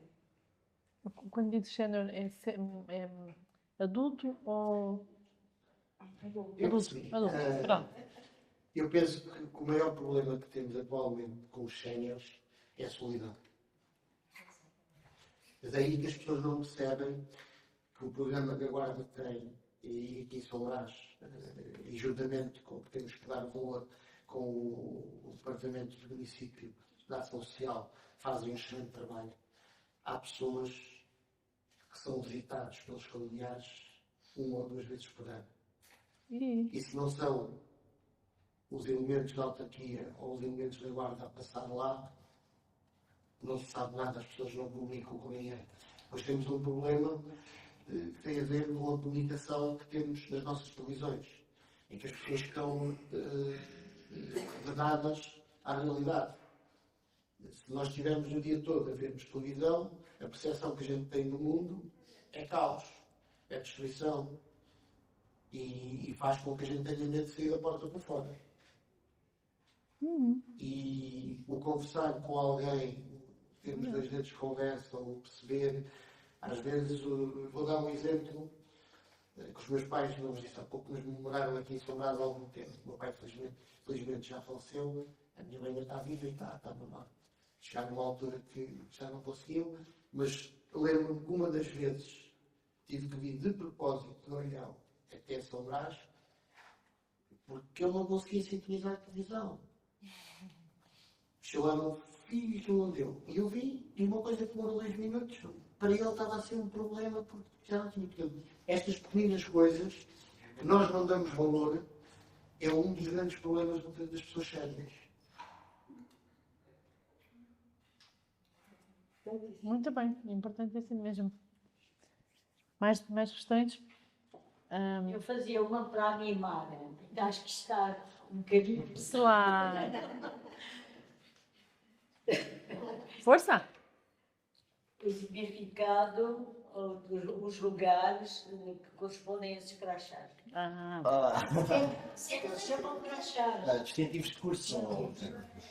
Eu por acaso ia deixar. É a pergunta ideal e indicada para a pessoa. Eu ia deixar mais para o final essa pergunta, mas é muito bem-vinda. Portanto, também nunca sabemos. Portanto, vamos despir mesmo a fardinha, né? Saber o que é que está aí. Vá. É isso. Força. Sim, nós, realmente, não rasguemos, tá? Vemos Leonor. uns com mais, outros com menos, mas... Vai ajudar. Ela vai ajudar o pai. Vais ajudar o pai? Eu queria saber qual é a diferença. Esta fada. E aquela? E a... Vamos saber tudo. Vamos saber tudo. Tintim por tintim. Vá. A Guarda Nacional Republicana tem muitas especialidades e subespecialidades. E muitas delas vão levar essas subespecialidades. As especialidades têm que ser um curso próprio. E esse curso próprio depois tem a ver com um distintivo de curso que identifica esse curso e essa subunidade que nós sabemos. O que é que eu tenho para aqui? Para começar. Já vi que alguns são iguais. Isso é uma diferença. O posto é diferente. Sargento ajudante e primeiro sargento. Agora vou explicar uma coisa que muitas vezes as pessoas confundem. Sargento ajudante é um posto superior. Não, exatamente. Sargento ajudante é um posto superior a primeiro sargento. Apesar do termo que é utilizado de sargento ajudante, pode induzir. Sargento ajudante é um posto superior a primeiro sargento. Aqui segundo sargento, primeiro sargento e depois a seguir sargento ajudante. O sargento ajudante era o ajudante do comandante do pelotão. Pronto. Se transportarmos isto para as Forças Armadas, para os pelotão é que havia um oficial subalterno, tinha um sargento ajudante que era o ajudante dele, que era o braço direito dele. E é que é sargento ajudante. Mais coisas. Isso explica. Sargento ajudante. E aqui também a cor é diferente também. Aqui a diferença é mesmo essa, é o oposto. É? O sargento ajudante já tem algumas alterações, como tem os azul, mas a cor também? Sim. É o material em si. Tem a ver com a partir do momento, na classe de sargentos, sargento ajudante, sargento-chefe e sargento-mor, é considerado um sargento superior. Portanto, a farda já é igual ao oficial. Portanto, já é a farda de sargento ajudante para cima, olhando para o oficial, olhando para o sargento, é igual. É a única diferença. Não, isso é só diferente. Leonor vai sobre. Agora vamos ver. Só para ajudar ali. O sargento ajudante, há uns anos atrás, não podia pagar o posto de favorável. Não que? Não podia? Eu, quando era ajudante, tinha que sair de São Carlos. Para ser que eu era ajudante foi quando eu saí de São Carlos. Ou seja, o ajudante trabalhava apenas no Estado-Maior do Comando. Era o ajudante do Estado-Maior do Comando. E agora mudou. Não era por efeito individual. Só depois era pela classe do posto, e o posto de só controlado pelo sargento, as 4 visas. Quando fosse para o ajudante, não podia mandar São Carlos. São os postos maiores, Albufeira, Faro, postos tipo A. E o ajudante é o ajudante do Estado-Maior. O símbolo do escudo de Portugal é ajudante do comando, ajudante do Estado-Maior. Ok. Não é escudo. Porque eu nunca concordei com esse do ajudante. Pois, confunde. A gente não concorda, por isso é que eu... Confunde. O ajudante, o senhor explicou que é superior ao primeiro sargento, sim senhor, mas é o ajudante do Estado-Maior. Está junto dos oficiais superiores. Claro. Posso contar aqui uma piada que às vezes usavam e fala-se nas casernas por causa do posto de sargento ajudante, em que vão apresentar um posto ao Presidente da Câmara Municipal e a secretária do Presidente da Câmara, falou-se o Presidente, estava lá o sargento ajudante Ainda general, pior que e o eu. Presidente da Câmara disse que não falava com o ajudante, só falava com o Presidente do posto. Mas era a mesma pessoa. Afinal, não são piores que eu. Então, nós esclarecer que esse medo agora, quando for promovido, vai ter uma benesse de gastar uns 600 euros para o enfrentamento. Obrigado por me lembrar. É. Então, a nível de cursos, Agora explica o que está aí tudo, não é? Sim. estes sentidos de curso foram de iniciar o meu serviço militar, onde tive 3 anos da minha vida nos fuzileiros, Corpo de Fuzileiros, e foi aí que iniciou o meu percurso militar. É a minha casa mãe, a escola mãe. Posso dizer que entrei para lá, era um miúdo muito reguila e que fugiu muitas vezes à frente da guarda. Mas aquela casa depois pôs-me na linha e transformou-me, ou ajudou-me a transformar aquilo que hoje em dia. Eu já vou a essa era a última perguntinha. Depois temos aqui o distintivo da Unidade de Emergência, Proteção e Socorro. Neste caso tem a ver com a vertente e especialidade com a primeira intervenção em incêndios florestais, brigadas e eletransportadas. Nós utilizamos os helicópteros para nos movimentar e ser projetados nos teatros de operações dos incêndios. Este aqui também pertence à Unidade de Emergência, Proteção e Socorro, mas é a subespecialidade montanhismo e navegação vertical. Eu frequentei este curso de montanha, que foi o terceiro a nível nacional, foi em 2007, exatamente, em 2007, faz 20 anos para o ano. Foi o terceiro curso. Depois acabei também por estar a servir no Grupo de Montanha da Serra da Estrela, onde também passei algumas temporadas da minha vida. Em cima aqui, curso de instrutor de tiro, sou curso de instrutor de tiro da Guarda Nacional Republicana, já fui instrutor de tiro do Comando Territorial de Faro, neste momento sou só instrutor de tiro da Unidade de Emergência, Proteção e Seguro, com a Companhia 8 que está sediada no Algarve e a Companhia 7 que está sediada no Alentejo. Sou instrutor deles, então de vez em quando tenho que ir a Beja ou a Vendas Novas ou a ministrar tiro às militares.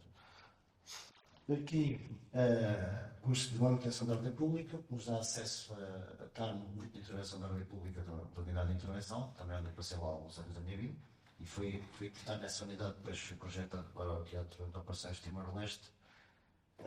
Em cima é muito parecido, portanto, curso de intervenção rápida. Eu também fui comandante de voltar em intervenção rápida aqui do Ministério da Intervenção EFAR e fiz o curso de intervenção rápida também.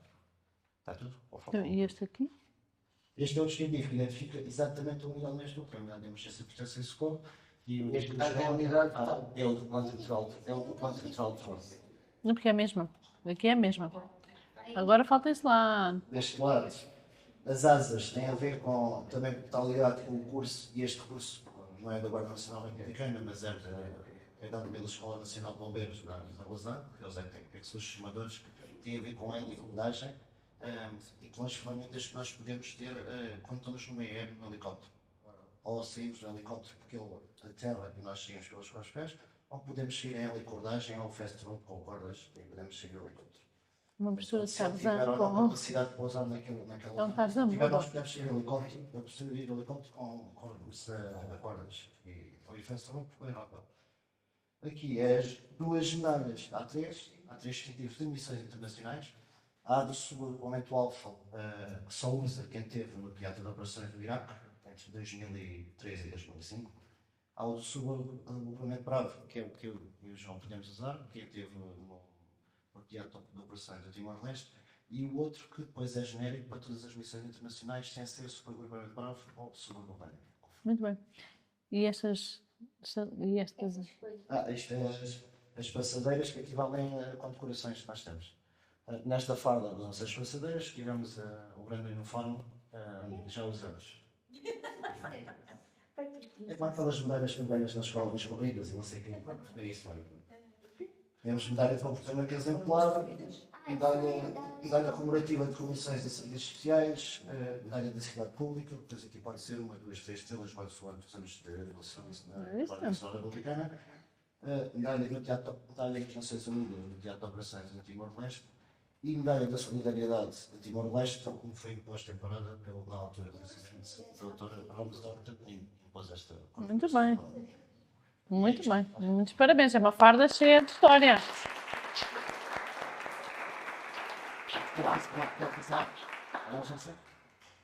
Eu sei que não precisa, mas é só para a gente segurá-lo. Mas é para falarmos de. Dispa-se. Para a gente perceber o que está aí. Como já perceberam, a questão da barra com os medalhas, posso dizer que não estão todas aqui. Pois não. Eu vou só mostrar o tamanho da folha. Cursos, eu umas vezes ponho uns, outras vezes ponho outros. Mas, resumindo, São 4 páginas. este curso é de inativação de engenhos explosivos e improvisados. Este símbolo é o símbolo do curso EOD. Tem a ver com a especialidade em termos internacionais que possa operar como um operador EOD em qualquer parte do mundo, em qualquer missão integrada, tanto NATO como ONU. Este também é uma subespecialidade dentro dos explosivos. É um curso de treinador e tratador de cães militares que tirei na Força Aérea. Eu também tinha feito. E este é o curso de instrutor de intervenção policial. Portanto, tenho também essa formação, além dos vários cursos, tanto eu como o senhor, damos formação. E muitas vezes damos formação nas áreas que nós temos. E além, por exemplo, da intervenção, do curso de intervenção policial, depois temos também na área de explosivos, e isso tudo. E tenho mais alguns cursos, e 2 ou 3 medalhas, e mais 2 ou 3 louvores, e é um bocadinho.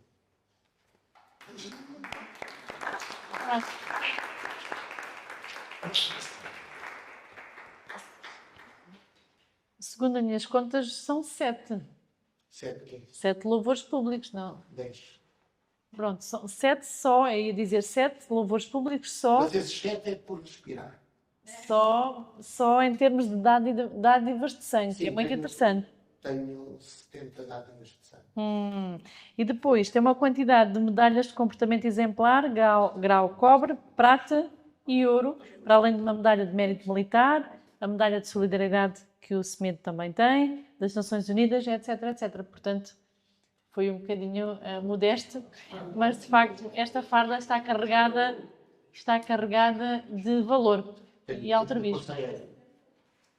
Portanto, temos muita sorte em ter aqui um sargento ajudante no melhor sentido da palavra.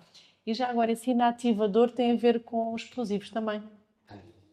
Porque está logo aqui, não sei se repararam aqui de lado, que é logo para poder ser útil numa situação, penso eu.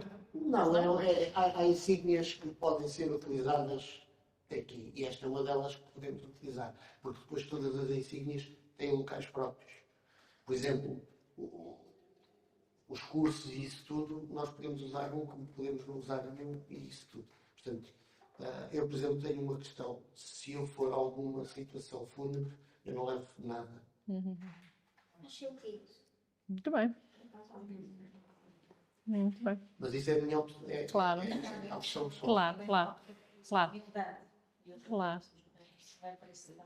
Então, voltamos a desafiar, Cristina? Voltamos a desafiar. É curioso, nós temos aqui na sala pessoas que, mesmo sem este tipo de farda, são um bocadinho parceiros nesta preocupação de formar os jovens, com exemplo, com disciplina, não é, Rui Oliveira? É assim. Nós temos não precisa.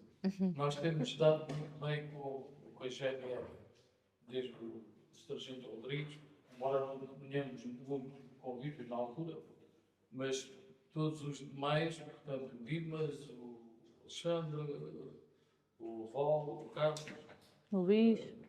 vocês, nesse momento, o que eu considero e deve ser elogiado publicamente, a relação que vocês têm e que permitem a nós, por exemplo, o contacto permanente é de elogiar, porque há questões que eu coloco ao sargento, para além da amizade que nos liga, mas há uma preocupação tremenda da parte deles em apoiar os mais jovens e apoiarem-nos a nós que sabem que nós trabalhamos com os miúdos.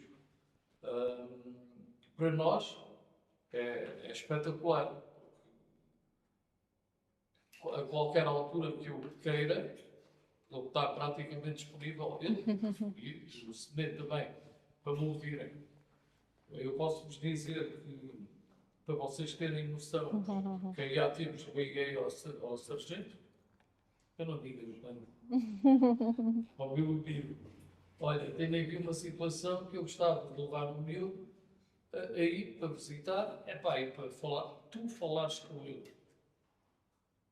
Ficou entramos, fomos para o gabinete e o sargento a falar com o miúdo, impecável. Portanto, eu elogio o trabalho que vocês têm tido, a proximidade que têm com o pessoal, e quando eu digo pessoal, com os clubes, as associações, a nível escolar. Eu sei que constantemente há reuniões e eu não posso apontar nada, e é como aqui o meu grande amigo também diz, ou como vocês dizem, não se ouve nada é porque as coisas estão a ser feitas, não? Eu agradeço todo o apoio que nos têm dado e não tenho palavras. Portanto, mas desde sempre, agora com vocês há de facto uma relação muito próxima. Obrigada. Chapo. Obrigada.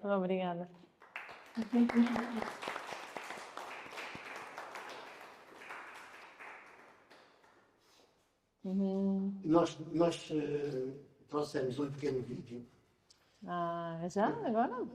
Já? Onde quiser. Nós trouxemos um pequeno vídeo que vos vai ajudar a sentir o orgulho que nós temos e o trabalho que a Guarda faz em todas as áreas. Há de ser a última coisa a fazermos, para sairmos daqui todos com a alma cheia, e porque muitas das vezes o que nós falamos as pessoas não entendem a gratificação que nós temos quando conseguimos ajudar alguém ou quando conseguimos fazer algo de bem. Ao contrário do que as pessoas pensam, nós não temos prazer nenhum em multar as pessoas, em deter pessoas. É das coisas que nós não gostamos de fazer. Mas temos que as fazer. Mas temos que as fazer. Porquê? Porque se a sociedade não se autorregula, nós temos que impor regras para que as pessoas aprendam a viver em harmonia. Porque se todas as pessoas se respeitassem e vivessem em harmonia com tolerância de parte a parte, nós estávamos no fundo sem emprego. Estávamos completamente sem trabalho. Mas repara-se que aqui em São Brás, vocês são muito tolerantes. Muito a favor. Se agora já é isto, deve ver. Mas olha que tem pessoas que dizem precisamente o Contrário. Depende de quem vê. Há situações que, se fosse É. outro lugar, tal, não está. Depende de quem vê. Está certo, Mesmo. né? Mas vocês têm aquela paciência, a parte da humanidade. Bem, deixa lá ver se largar. Eu vou dizer o que eu costumo dizer aos meus militares. Nós não podemos ser o carrasco da aldeia, mas também não podemos ser o padre da freguesia. E acho que dá para perceber, tem que haver um meio termo. Ainda hoje houve uma situação, uma senhora que estava sozinha, não tem ninguém que a ajudasse, e ela dizia, mas eu não posso deixar ficar aqui o carro. Eu disse, deixe ficar aqui o carro, são 2 minutos, eu ajudo a tirar tudo, ninguém, eu vou levar a multa. Eu disse, não leva multa nenhuma, não estou a ver nenhum. Uma pessoa, é um ser humano, que vai chegar aqui, um outro, assim, está aqui a tirar as coisas do carro, e não vai passar mais carro nenhum. Está atrás, espera um bocadinho. E eu, no instante, ajudo, meto tudo para passeio, e você já sai daqui. Aquilo não foi nem 2 minutos, mas a senhora não ia parar. Comida. E essa senhora teve uma má experiência. Eu acho que é assim, também é Não. obediente às regras. Poderá ser por aí. Uma pessoa Sim. tem que ser Outra geração. regras. Não posso levar aqui o É, carro. é a geração. Não vou colocar aqui o carro. Mas eu disse, não, você está sozinha, não tem mais ninguém. Vamos embora, eu estou aqui, mas não tirei as coisas do carro. E a senhora saiu e disse, olha que sorte, nem veio o carro atrás nem nada. E se nós nunca estamos sozinhos. Claro. Mas pronto. Claro, claro. O bom senso tem que fazer. Agora é assim, há situações que nós temos que admitir de forma mais pesada, porque as pessoas, porque há aqui algo que nós temos de atenção. Quando um carro está mal parado ou estacionado, mas que a sua paragem ou estacionamento não impede a passagem dos outros carros, é uma coisa. Golpeões. Agora, quando as pessoas param de qualquer maneira, Sem respeito. sem respeito pelos demais, nós temos que intervir. Vamos fazer tudo dentro. Agora, Não vai, e não apareceu ninguém. as regras têm que se cumprir, mas há exceções. Yes. E as exceções estão devidamente justificadas às vezes. Yes. Imagine, vou dar um exemplo. Temos uma pessoa com um problema de mobilidade e o lugar que tem para estacionar é 100 ou 200 metros de todo de hora. E o familiar parou à porta do prédio para a pessoa sair. Nós temos que ser tolerantes. Então, Agora, se a pessoa tem 2 pernas, Fica. vai estacionar o carro e a seguir faz os 100 metros a pé. Fazer pouquinho. Portanto, é estas questões que nós temos que pôr no prato da balança. Mas muitas das vezes é difícil. Agora, se me permitem, apetece-me fazer uma pergunta. Não a quem usa farda, mas quem não usa farda, mas acaba por viver um bocadinho a missão de quem a usa. E como estão aqui pessoas assim familiares, não é? Conhecidas, pessoas que vestem farda, a Leonor já disse umas coisas e sei que está disponível para mais. Mas não é só a Leonor, há aqui mais gente que é familiar, que já passou algumas fases da sua vida, dias complicados. Será que alguém quer partilhar um bocadinho, quer ser companheiro, amigo, pai ou mãe, esposa, sei lá? A vergonha ficou lá fora, não percebo. Ninguém? Nem que seja para dizer que tem orgulho. Já te arranja sempre maneira. A nossa relação também é relativamente recente, e pronto, não, há muitas dinâmicas que eu ainda não tive a oportunidade de passar ao lado do Rodrigo. Mas pronto, há situações como, por exemplo, no verão, que ele foi à minha aldeia, lá nas festas, e depois houve um incêndio, ele teve de se ir embora. Pronto, e há que haver compreensão nessas situações. E tenho de facto muito orgulho da forma como ele encara a profissão. Ora, muito bem!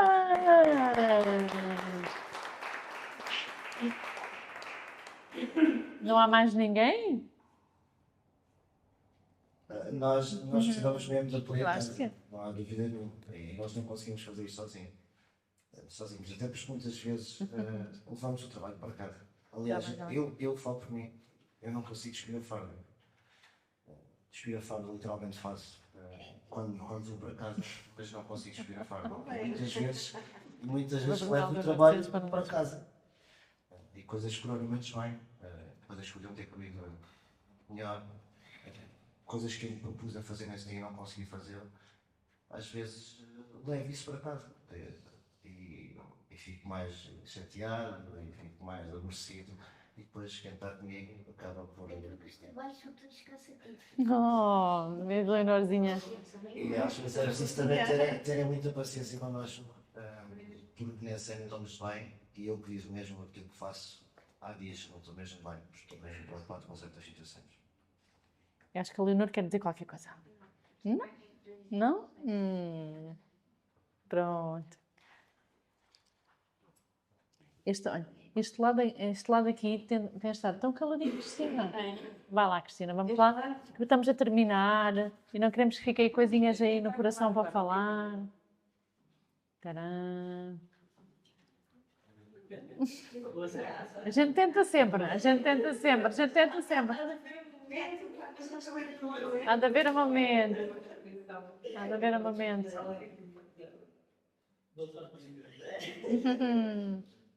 Ó Fausto.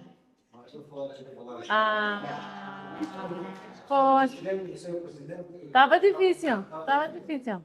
Então, pronto, isto era despedido de farda. Claro. Eu sou camarada da mesma empresa, o nosso sargento de chão, já não uso farda. Já usei, já despedi. Eu sei, por isso é que eu estava aqui a picar. Desde 1990, desde 1990 até 2023. Já são 30, foram 34 anos. Aprendi a escrever, basicamente, na GNR, porque era a máquina de escrever. Depois viemos elétricas e hoje realmente os computadores.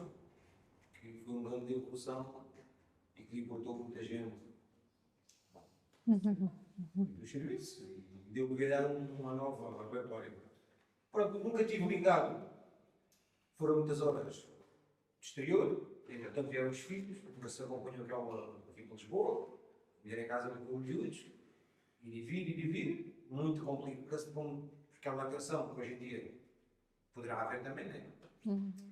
E escolhemos sempre um lugar que é o tal sítio, que já ouvi falar, e que é que eu tenho mais a dizer? Uma história.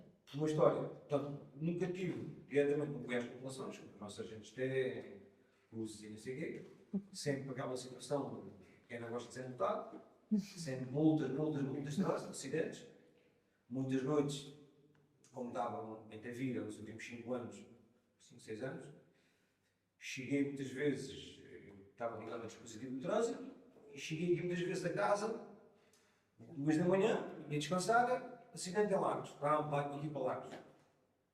Minha equipa Vila Real. Acidentes com vítimas, que fazia ao dispositivo, e tinha que lá estar. Fui jogar com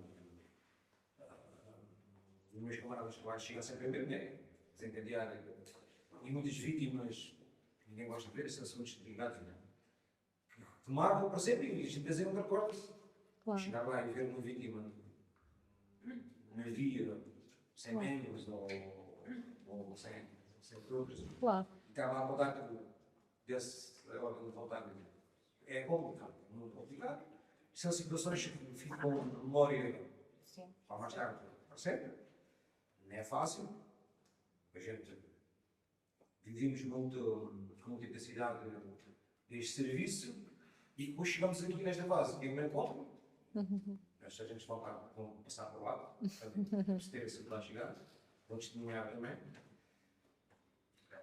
Cheguei mais, não há muitas horas para desfrutar da família. Era Natais, era passagem de anos, tinha que sair de casa. Então chegava-se já tinha passado, era assim, voltar a festejar, porque a minha parte já passava. Outra vez tinha que ser, mas já estava assim na minha parte. E outras situações assim, é uma situação muito intensa, que se for vivida, derivada, espírito da vaga que não nos refere, tinha essa vivência para 2020. Houve momentos de diversão, houve momentos menos bons também. Houve situações de encostar a espada à parede, entre a espada e a parede, também houve. E houve situações de choro e trazer situações para casa, não está bem. Pronto. Ou seja, isto não sei o que aconteceu, não vou falar disso, mas os dedos das mãos não é igual, e as pessoas que vão a outras coisas e acabam por passar mais tarde, fecha-se uma porta, fecha uma janela e as coisas da vida.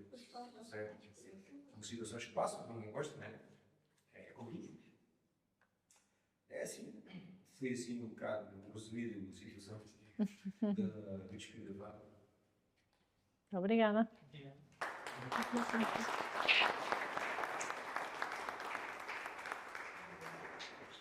Eu agora, por ele falar em acidentes, eu quando vim para a guarda tinha um bocado de receio de estar ao pé de pessoas que já não estivessem, Bem. já não falassem, mortos.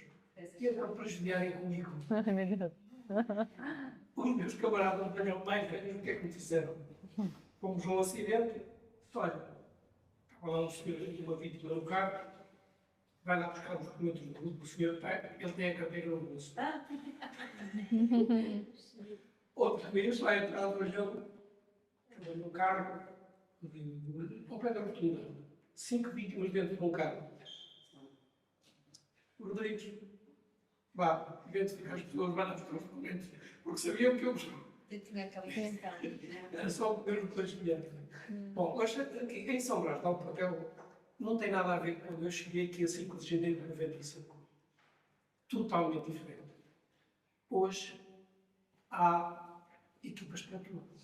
Há a equipa dos idosos, há a equipa. No meu tempo não. Sim, sim. No meu tempo não. Era o sargento que tinha que se arrascar. Ou mandava para o tribunal, ou dizer que eu fazia o que é que tinha de fazer. Não ia apoios de nada. Era logo as equipas que apoiam e que prestam o apoio. Quando foi uma situação muito caricata aqui em São Brás, um dos mais velhos, recorda-se, foi o desaparecimento de uma jovem na quarta. Não sei se se recorda, um dos mais velhos. Um casal novo tinha vindo ver para São Brás e viu ali na corte, quase já no limite do conceito, com o boleiro. E desapareceu uma menina com 4 ou 5 anos, que era a Joana. O meu não era Joana, não é? Irina. Não sei. Que era de. Já não se lembra, mas foi. Deve ter sido, eu cheguei aqui em 95 e isto deve ter sido em 96. Depois acabou por ter um final feliz. Um dia e uma noite, depois acabou por ter um final feliz que a menina apareceu.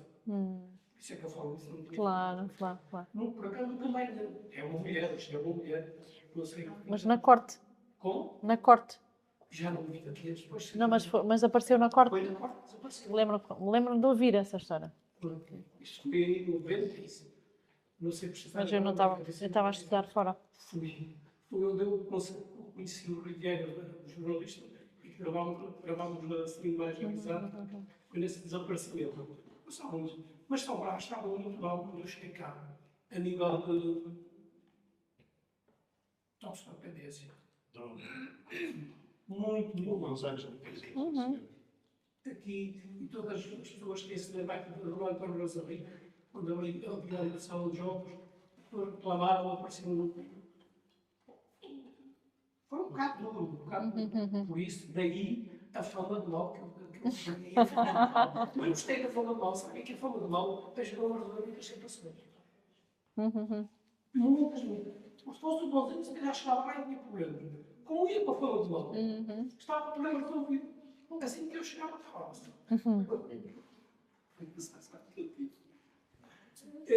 Quanto às famílias, eu acho muito engraçado, porque a minha mulher conta uma história não, é um facto, foi no nascimento do meu primeiro filho. Eu estava no curso de sargentos, não havia dias para ninguém. Deixei no sábado, na sexta-feira, sábado e domingo fui para Lisboa, só voltei no fim de semana a seguir. Quem passou com o pai da criança foi o meu cunhado. À noite era só a visita do pai. Então o meu cunhado é que era o pai da criança. Pronto. Ficou em família. Ninguém consegue. E as mulheres, elas sofrem muito. Elas sofrem muito. A minha levou dias e dias sozinha. Claro. Eu tive dias que era comer e sair outra vez.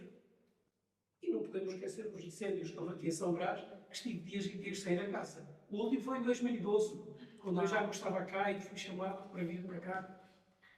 E estive aqui 4 dias, eu e o sargento Piedade Loré, que era o meu motorista. E foi duro. Há muito tempo. Obrigada. Na forma de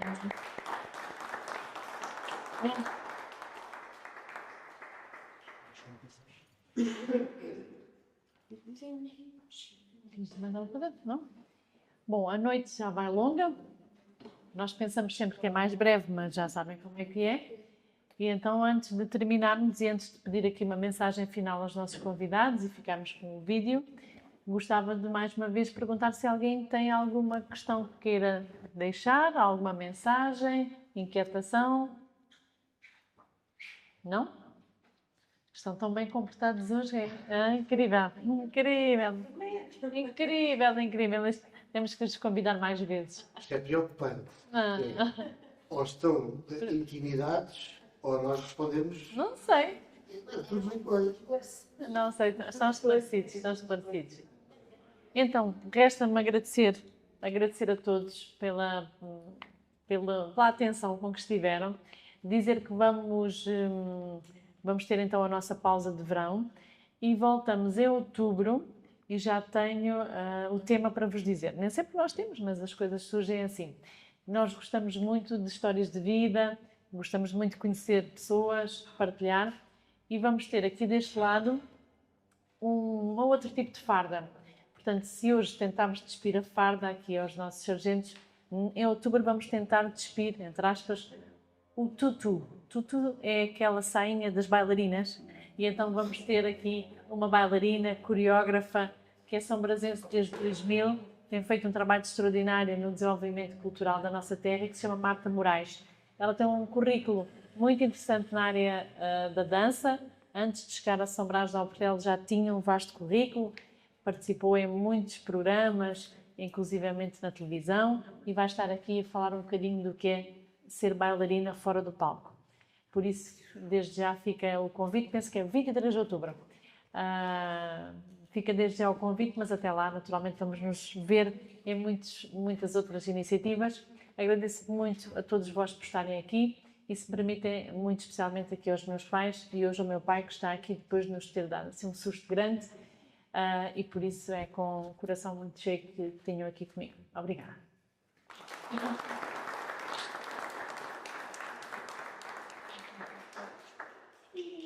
Uma mensagem final. Uma mensagem final era se me fosse embora. Mas não vai, não deixa. O que espero é que a gente possa falar sempre que precisarem e tudo que vejam que seja para melhorarmos a vida de todos, passem pelo posto e transmitam essas ideias e as coisas que correm menos mal para que a gente consiga, em conjunto, resolver.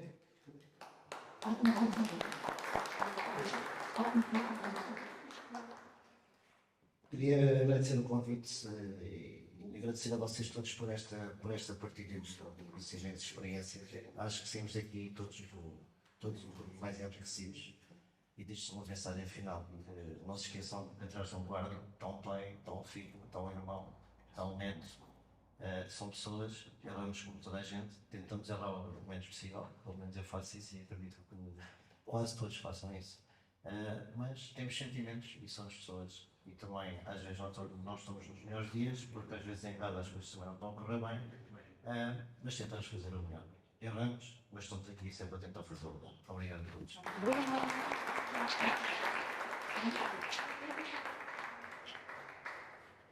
Muito obrigada. Gostei imenso de estar aqui, gostei imenso de poder ouvir o que está por trás da farda. E como só vão voltar em outubro, fica o convite para o dia 16 de outubro, a gala Prometo Viver. Este ano vai ser Prometo Viver pelo direito a ser criança. Estão todos convidados e quando os bilhetes saírem, por favor, não deixem esgotar como aconteceu agora. Porque já estive aqui, já estivemos aqui a partilhar e houve muita gente que não conseguiu o bilhete no dia 15 de maio. Portanto, apontem nos vossos telefones, 16 de outubro.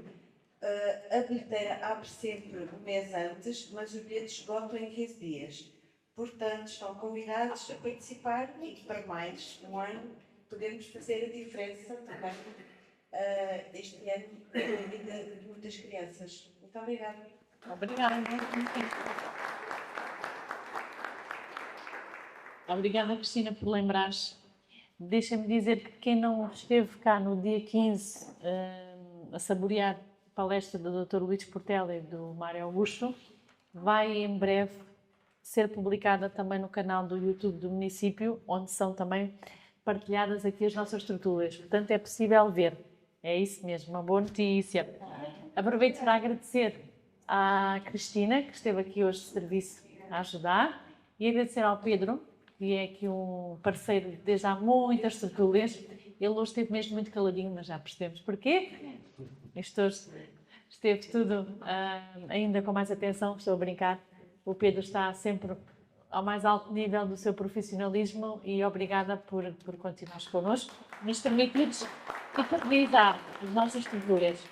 Se me permitem, antes de passarmos ao vídeo, deixar mais um convite para quem gosta de palavras e de poesia, não precisa ser poeta, mas se gosta de ouvir, de reconhecer, temos encontro marcado no domingo, na sede do Grupo Desportivo e Cultural de Machados, às 15h30, dia 24, está bem? Portanto, ficam convidados e convidadas para nos encontrarmos por lá.